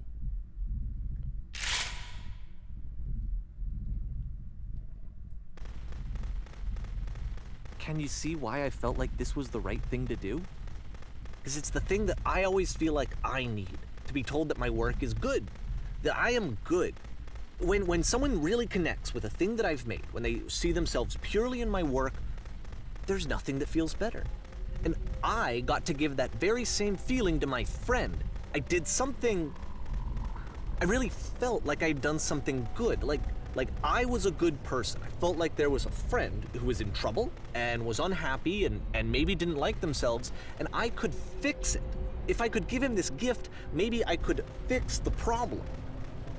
When they told me how much they enjoyed his games, it was the best feeling. It was the absolute best feeling. It made me feel so happy.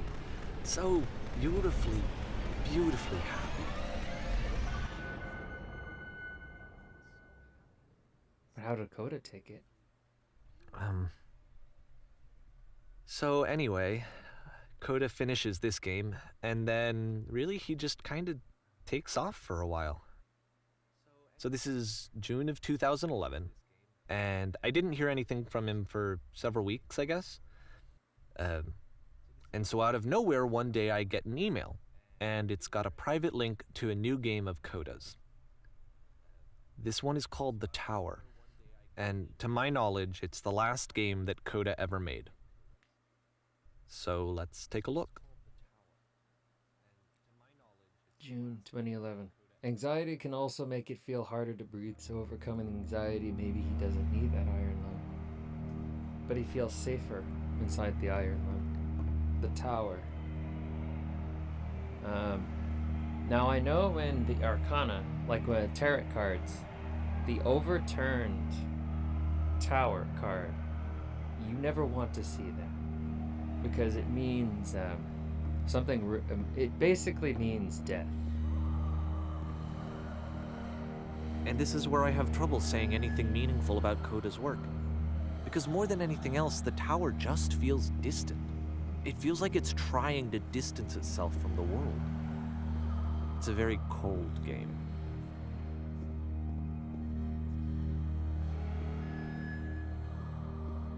But why? Why does he feel like he needs to distance himself? It doesn't make sense.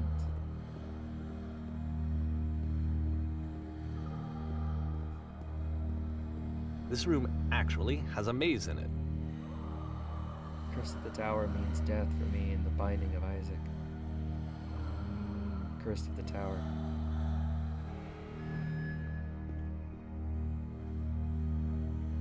Yeah, the turret. Oh! Except that all the walls of the maze are invisible. And then every time you touch one of the walls, there's this awful flashing and noise, so the experience is really miserable. The game goes beyond not being meant to be played, it actually seems to despise the player for trying to play it at all. But I do want to show you the rest of the levels, so when you're ready to continue, press enter and I'll put a bridge over the maze. I always die after picking that thing up. Yeah, that's probably what it's referencing. The upside down tower card from the tarot deck. It means death. Imminent death. Wall. Hey! These are from the... Oh wait, no, these are Source Engine walls.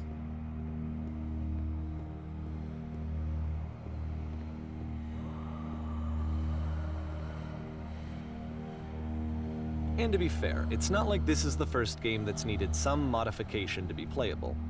Like the house cleaning game. You know, that one used to actually loop the cleaning chores and you just cleaned a house forever. I had to cut it off so that you could exit the house and the game would actually end. But that game had an idea that it was actually trying to communicate. What's the deeper idea behind the invisible maze?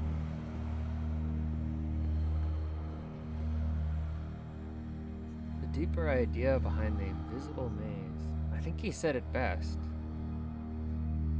I think he has made it extremely difficult for people to navigate getting to know him. The only way past this challenge is to randomly guess the 6-digit code. Like the invisible maze, it's frustrating to me, because it's the opposite of everything else that Coda has made. It doesn't encourage thought or engagement. It doesn't ask anything of me, except a lot of my time. If I could have reached him during this time, then maybe I could have asked him, but I couldn't. I still don't really understand why this is here. I'll put the code on the ground for you here, though, so that we can move on. 151617. So what happens if I get it wrong? It won't let me through.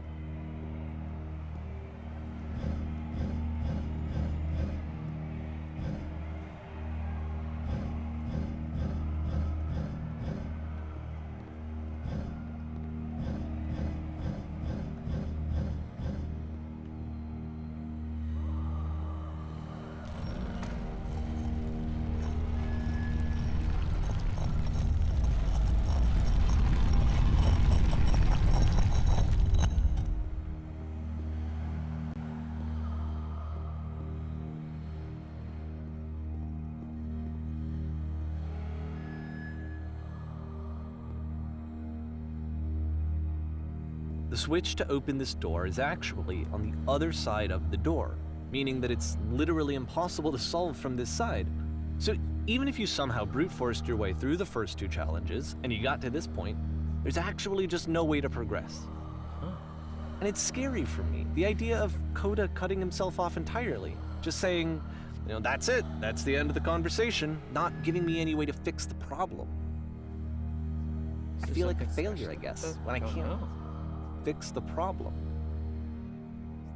But I can open this door for you, so let me do that.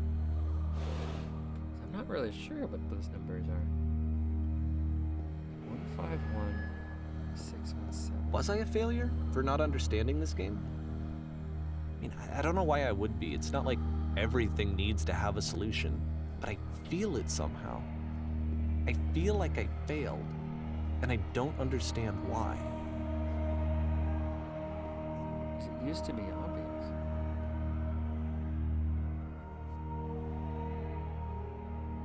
The switch would be on one side of the door. There'd be 2 doors. You go inside, you close the door, you enter before the first door closed all the way. And then a switch was there. You'd hit that switch that was on that first door, and you'd be able to open the second door.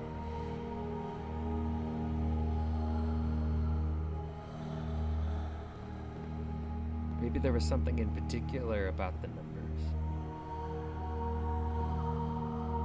Not sure. I remember, it's June of 2011. I'm playing this for the very first time. And as I'm playing, I'm thinking to myself, I don't know this person. I have no idea who this person is. It wasn't the guy I knew, it wasn't my friend. I had come to so many conclusions from looking at all of his work up to this point, and then suddenly none of them... None of them made sense.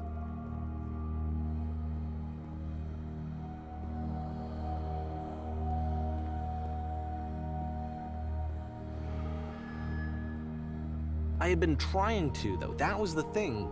For years, I was trying to get to know him, to understand who he actually was and what he stood for. I asked him so many times to please just tell me what his games mean to him. I asked him please to tell me what the 3 dots mean. And he wouldn't.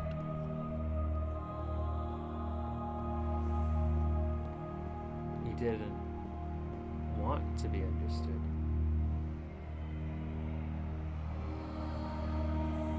But why?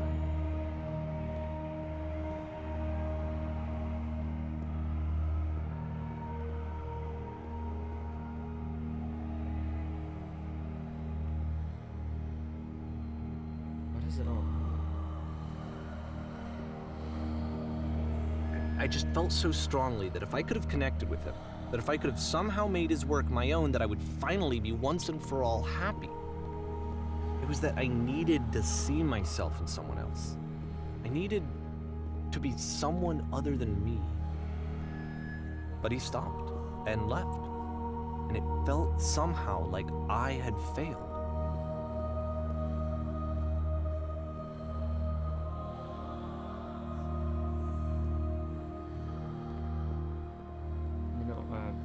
I can respect.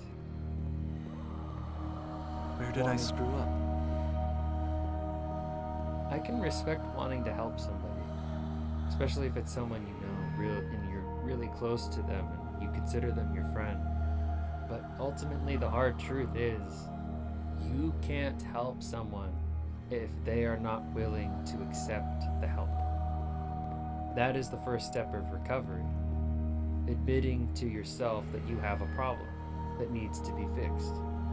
But if that person that you're trying to help doesn't believe they have a problem, it cannot be fixed. It sucks coming to terms with that, and it does mean you have to give up on somebody. And then that's not an easy thing to come to. That's not an easy thing to decide to do.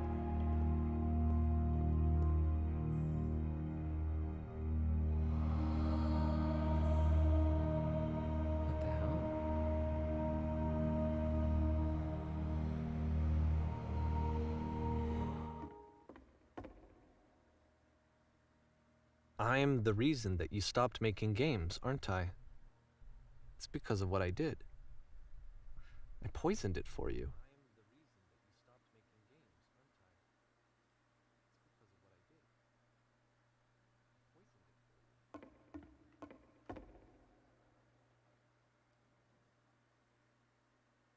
You know, I just realized something. I don't know why, but it made me smile a little. It's like, this game wasn't free. I had to pay for this game. I don't think I ever told you this, but when I took your work and I was showing it to people, it actually felt... it felt as though I were responsible for something important Yes, yeah. and valuable. He's blaming himself.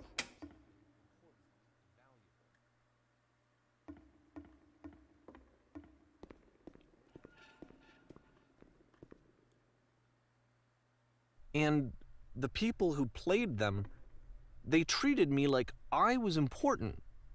They really listened and cared about what I had to say. Even though I was showing your work, I felt good about myself. Finally, for a moment, while I had that, I liked myself.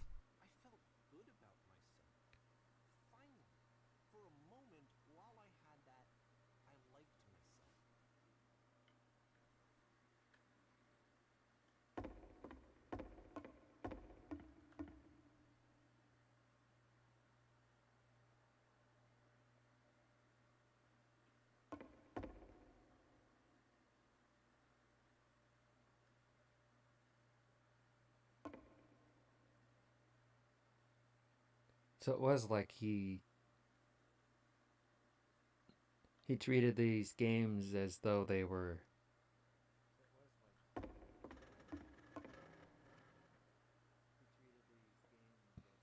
I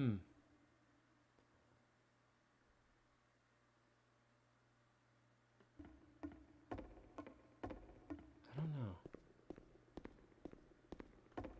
And then you stopped, and I didn't have anything left to show people. I just had to be with myself. And as soon as that happened, there was no feeling at all. Nothing. Less than nothing. What does that mean?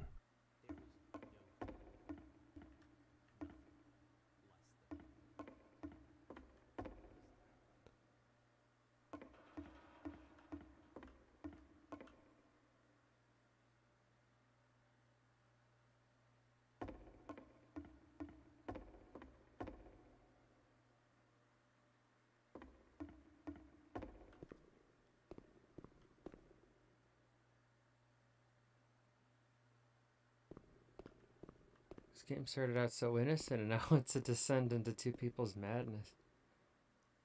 And not my problem to solve.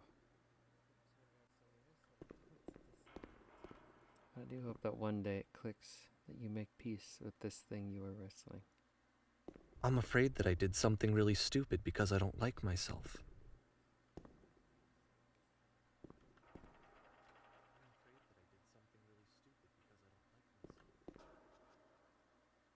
When you finally see what I am talking about, don't say anything.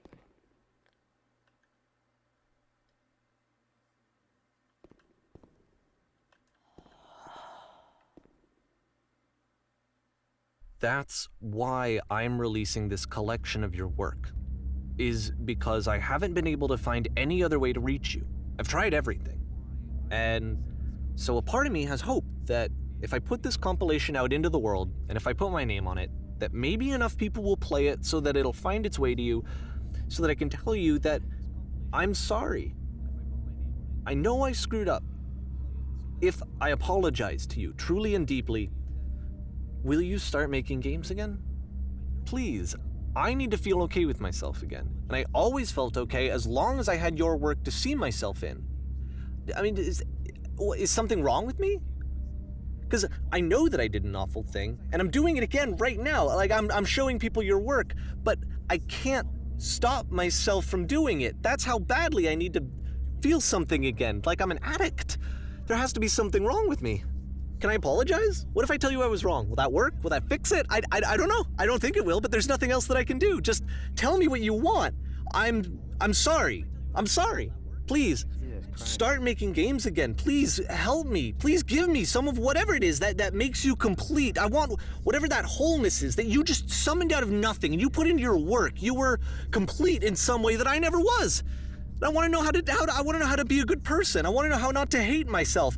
Please. I'm fading, and all I want is to know that I'm going to be okay.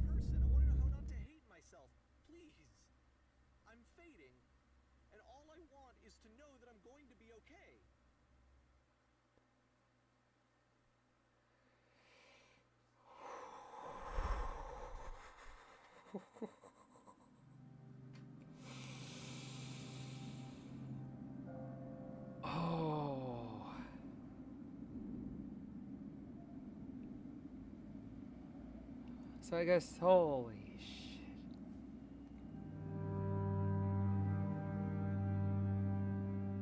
It's like people stealing art and reposting it as their own because they don't think more love, more they are good praise, enough to more make people stuff just telling as me good. that I'm good. Always more. It's like a disease. Grand Central Station.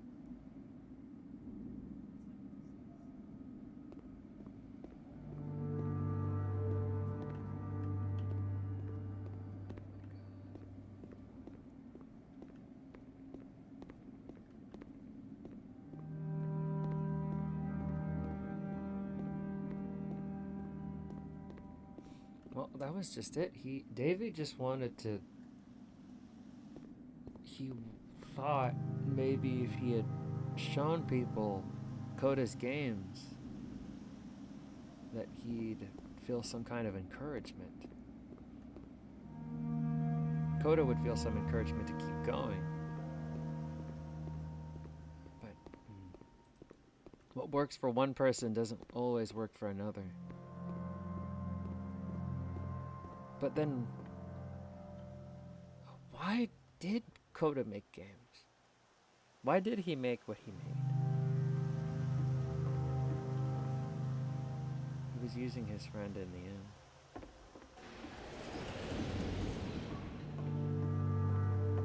That was what I could get. Yeah, he was showing other people Coda's games for his own sense of satisfaction. Not necessarily claiming them as his own, but using it for a source of, like, a feel-good chemicals. Validation. But at the end of the day, he didn't have Coda's permission to show those people. These were Coda's private things that he didn't want anybody to see.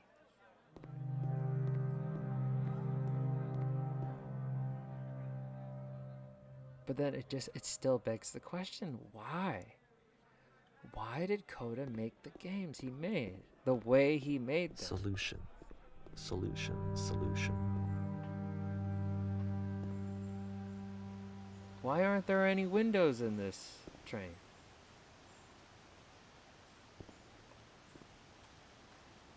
It really is sad.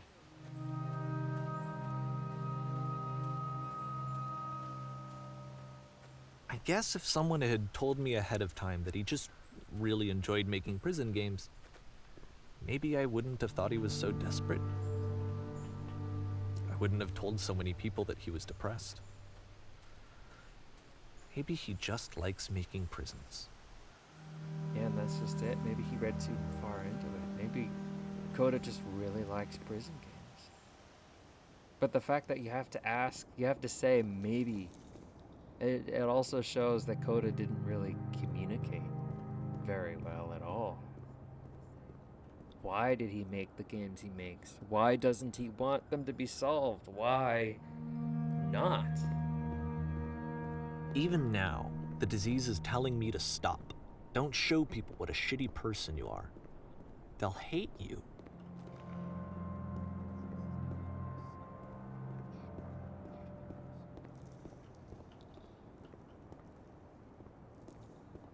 sand.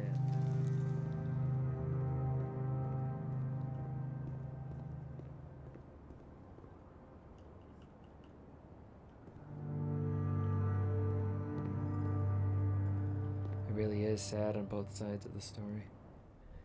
I agree. Two people. One person thinking he understands another, and then learning the hard way he had no idea.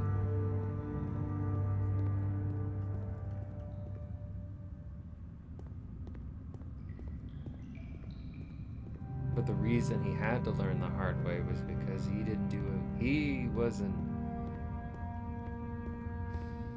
jumped to conclusions himself. If I knew that my life depended on finding something to be driven by other than validation, what would that even be? It's strange, but the thought of not being driven by external validation is unthinkable. Like, I actually cannot conceive of what that would be like.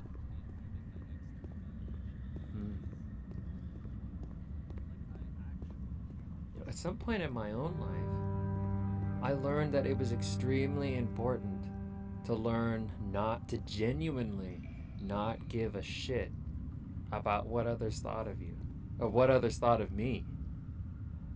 I didn't care. It was so important to me that I learned to genuinely not care. It's nice. It's like, I view external validation as a cherry on top of a nice sundae. The creation, the thing that I made, the thing that I put together, regardless of what it is, that's the dessert. That's the sundae, the treat. And if people like it, that's that very delicious cherry on top. The fruits, the whipped cream. It doesn't have to be there for me to enjoy the sundae or the ice cream, but it's really nice when it is.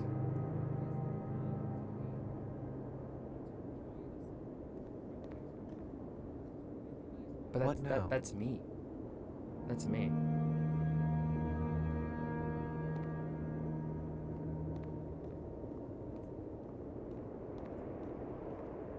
That's how I've learned to deal with my social isolation was never as bad as Coda's. But there were a lot of days where I didn't say a word to I anybody. think I need to go. And I'm sorry, because I know that I said that I would be here and I would walk you through this, but I'm starting to feel like I have a lot of work to do. I have a lot that I need to make up for. And so I'm just gonna... Okay. Now we're on our own. I still care way too much about what others think about me. Always obsessing over what if I do something that makes me look stupid if I go out. That's self-aware. A little bit of self-awareness isn't a bad thing. I'm not saying like I don't give a shit. I go out to the 7-Eleven on my electric scooter wearing nothing but my boxers and my bathrobe. So I'm not saying like that. Self-awareness goes a long way. I think that's a healthy thing to have. But what I'm saying is like making things, doing things for the sole purpose of external validation. The need to please that you cannot turn off. I don't know, to me that's just not that's not healthy. You can't live that way.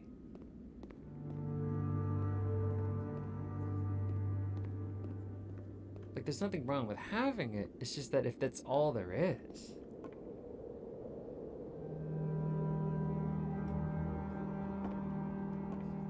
Oh my god, dude. Oh my lord.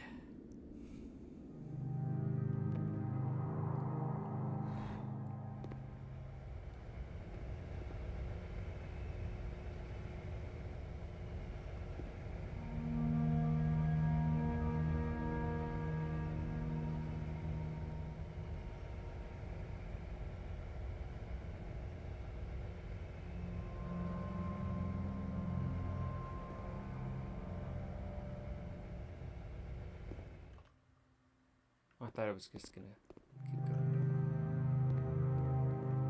I don't have a problem. It feels like everyone is always watching me, waiting on me to screw up so they can laugh, even though I know they probably aren't even paying me any attention. Oh no, Ryu. You will find that it is, like most people, and this is not a bad thing. It's like most people genuinely don't care. They don't care. They don't care one way or the other. That like for example, it's like, oh, you decided to put I don't know what is it. You decided to coordinate your outfit. And now you're wearing blue jeans, blue jacket, red shoes, red hat. Like most people, as cool as that might look, most people don't care.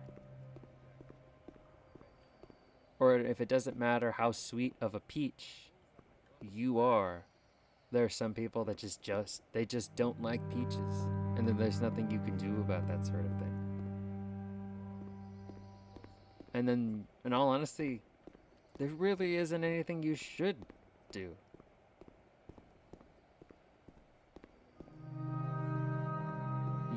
You be the best peach you can be, because that's what you are. I don't know. You're young. You still got a long way to go. You're still young enough to recognize that there might be some issues, and you are still able to find solutions to them.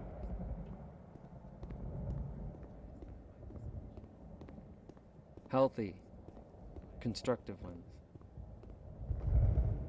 And the fact that you recognize that there's some issues, that's your first step. I hope you find those solutions sooner rather than later.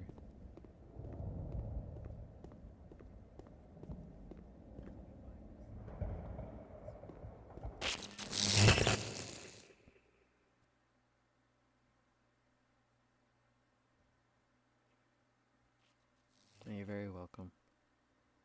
Yeah, sometimes I have this awful habit of trying to find something to say, even if I have nothing really to say.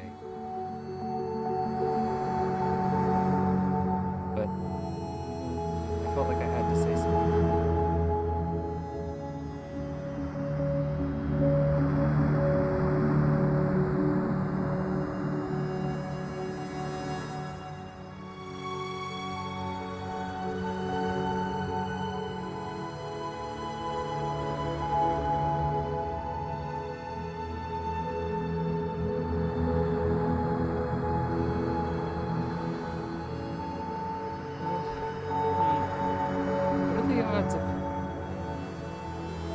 I guess without realizing it, I kind of did my part in helping Davey find Coda and letting him know that he's sorry. Turn back.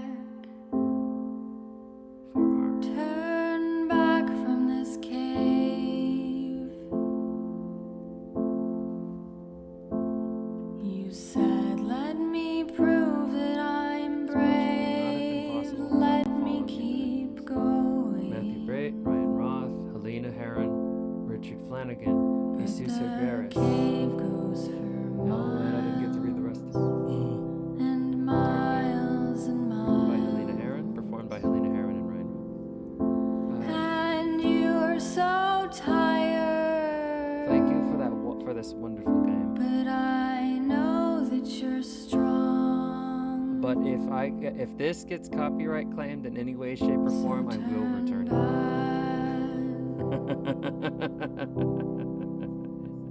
Turn back. I hope you can understand that. Because I didn't intentionally help him reach out to Coda. Because by streaming it, you were expanding the game's outreach. And since that is the goal of the game, to help him reach out to Coda and find him to let him know that he's sorry, then I unwittingly did my part for him. And I did thoroughly enjoy the Stanley Parable, so I'd like to be able to give back to the dev in that way. However, if that song is copyrighted, I'm going to return the game. And I will say I cannot recommend it to anybody. Anyone who has any kind of passing interest, I will immediately say, no, that game's trash. That game makes no sense. But in all honesty, this game is not trash. It's one of those experience games that make you think. Was this made before or after the Stanley Parable? This was put together after the Stanley Parable. The original Stanley Parable. I think this was made in 2015, if I'm not mistaken.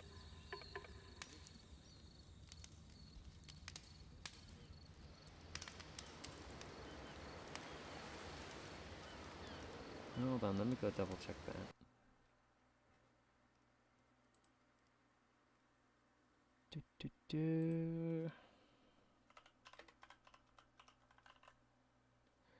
But yes. Yeah, October 1st, 2015.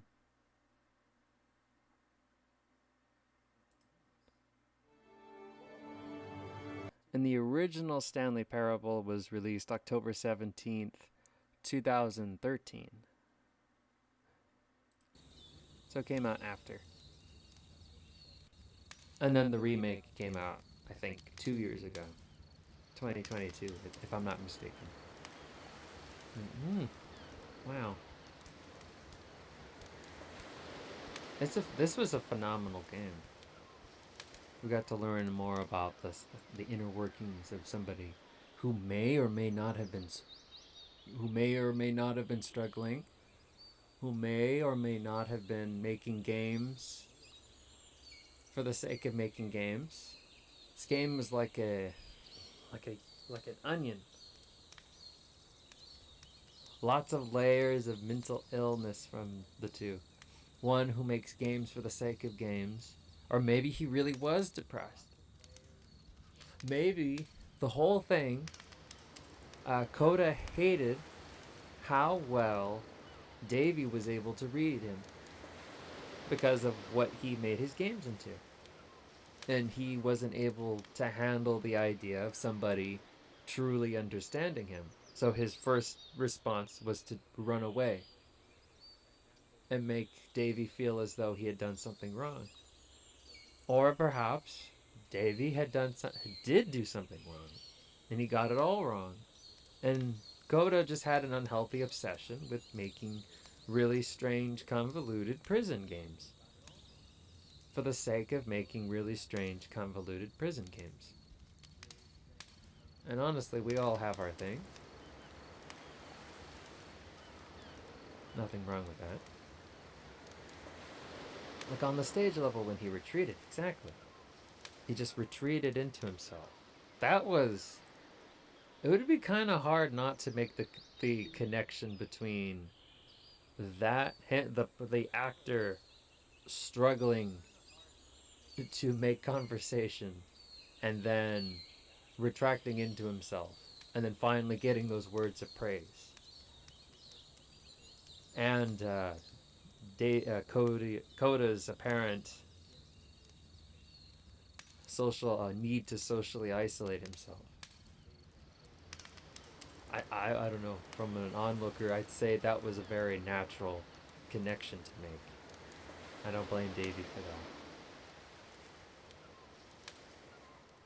But he really should have asked, Davey should have asked Coda, like, hey, these games are really fun. Is it okay if I showed them to some people that I know? Something as simple as that.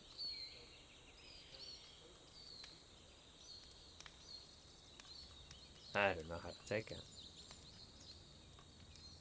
Lack of communication. Lack of clarity of the why they did what they did.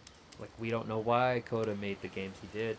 We don't know why Davey felt it upon himself that to seek validation by essentially showing his friend's work without his friend's permission. Yeah, I liked it too. I like games that make you think. Really gets the brain juices percolating. And then eventually bubble over like a fine, nicely brewed coffee over the fire.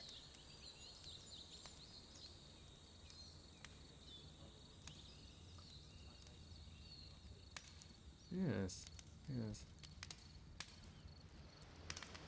And it gets you thinking. So then when you make when you make a bunch of stuff, and as long as you're learning from what you're making, I don't think it should be bad, considered trash. Honestly, I don't know what compelled me to check this game out in the first place. I'd heard about it in some YouTube short by this developer who streams his games, and he talked about how it might help you feel unstuck as a creator, and then I checked it out. And then apparently there are some other things that I missed. I won't be going back and doing it again. I feel like we've gotten a full, complete experience playing it just once.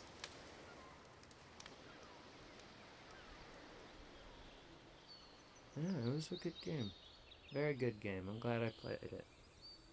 I'll give this one a 10 out of 10. It knew what it wanted to be, and I felt like it did it.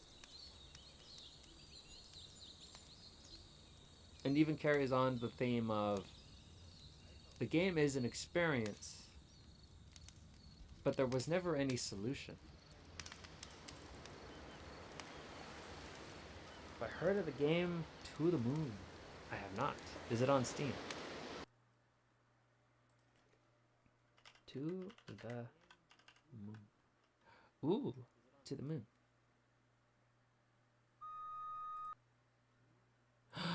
Oh, I've watched streams of this game. Yeah, I've watched. Who was it that I watched? I think it was Iris that played this game. Yeah, it is really sad. Very sad. Sorry, I can't remember how it ends though. I just remember crying at the end. Let's say Yeah, that definitely, like, the beginner's guide does that. It starts out all happy-go-lucky at the beginning. You feel optimistic, and then you have this sense of realization and despair, and then things get really sad. Holy cow! Alright, I gotta be. I'm gonna go. I've gotta go now. I gotta get to my thoughts. Gotta process. I've only seen one oh yeah. That game does get pretty sad. This game too. Got very depressing at the end. I think it was very strange that he charges for this game though. For some reason that doesn't but then again, there were people who helped him make the game and he had to pay them somehow. I like that game, yeah. Oh, okay. I'll have a great rest of your day, evening, afternoon, or night. Good night. Have a good rest. What a peculiar Monday stream. I'm glad to come across games like this every now and again. It really reminds me of why I picked up streaming in the first place. Like there's no real strategy. There's no real end goal. You're just playing games in front of people, for people, and for yourself. That's what I enjoy the most about it. Alrighty, I gotta go now. Thank you all for coming today. Tomorrow the stream will be at the same time as today's stream, 1:45 p.m. Pacific Standard Time or Daylight Time, whatever time where I'm on now. And I don't know what I'm gonna play. There might be a waiting room up. There might not be. Like within 5 minutes before the stream's supposed to start. Or maybe there will be one in the middle of the night tonight. Who knows? I'll see you guys then. Thank you for coming once again. I'll see you. Bye bye bye bye bye. Don't forget to like and subscribe and blah blah blah blah blah. Okay, bye bye.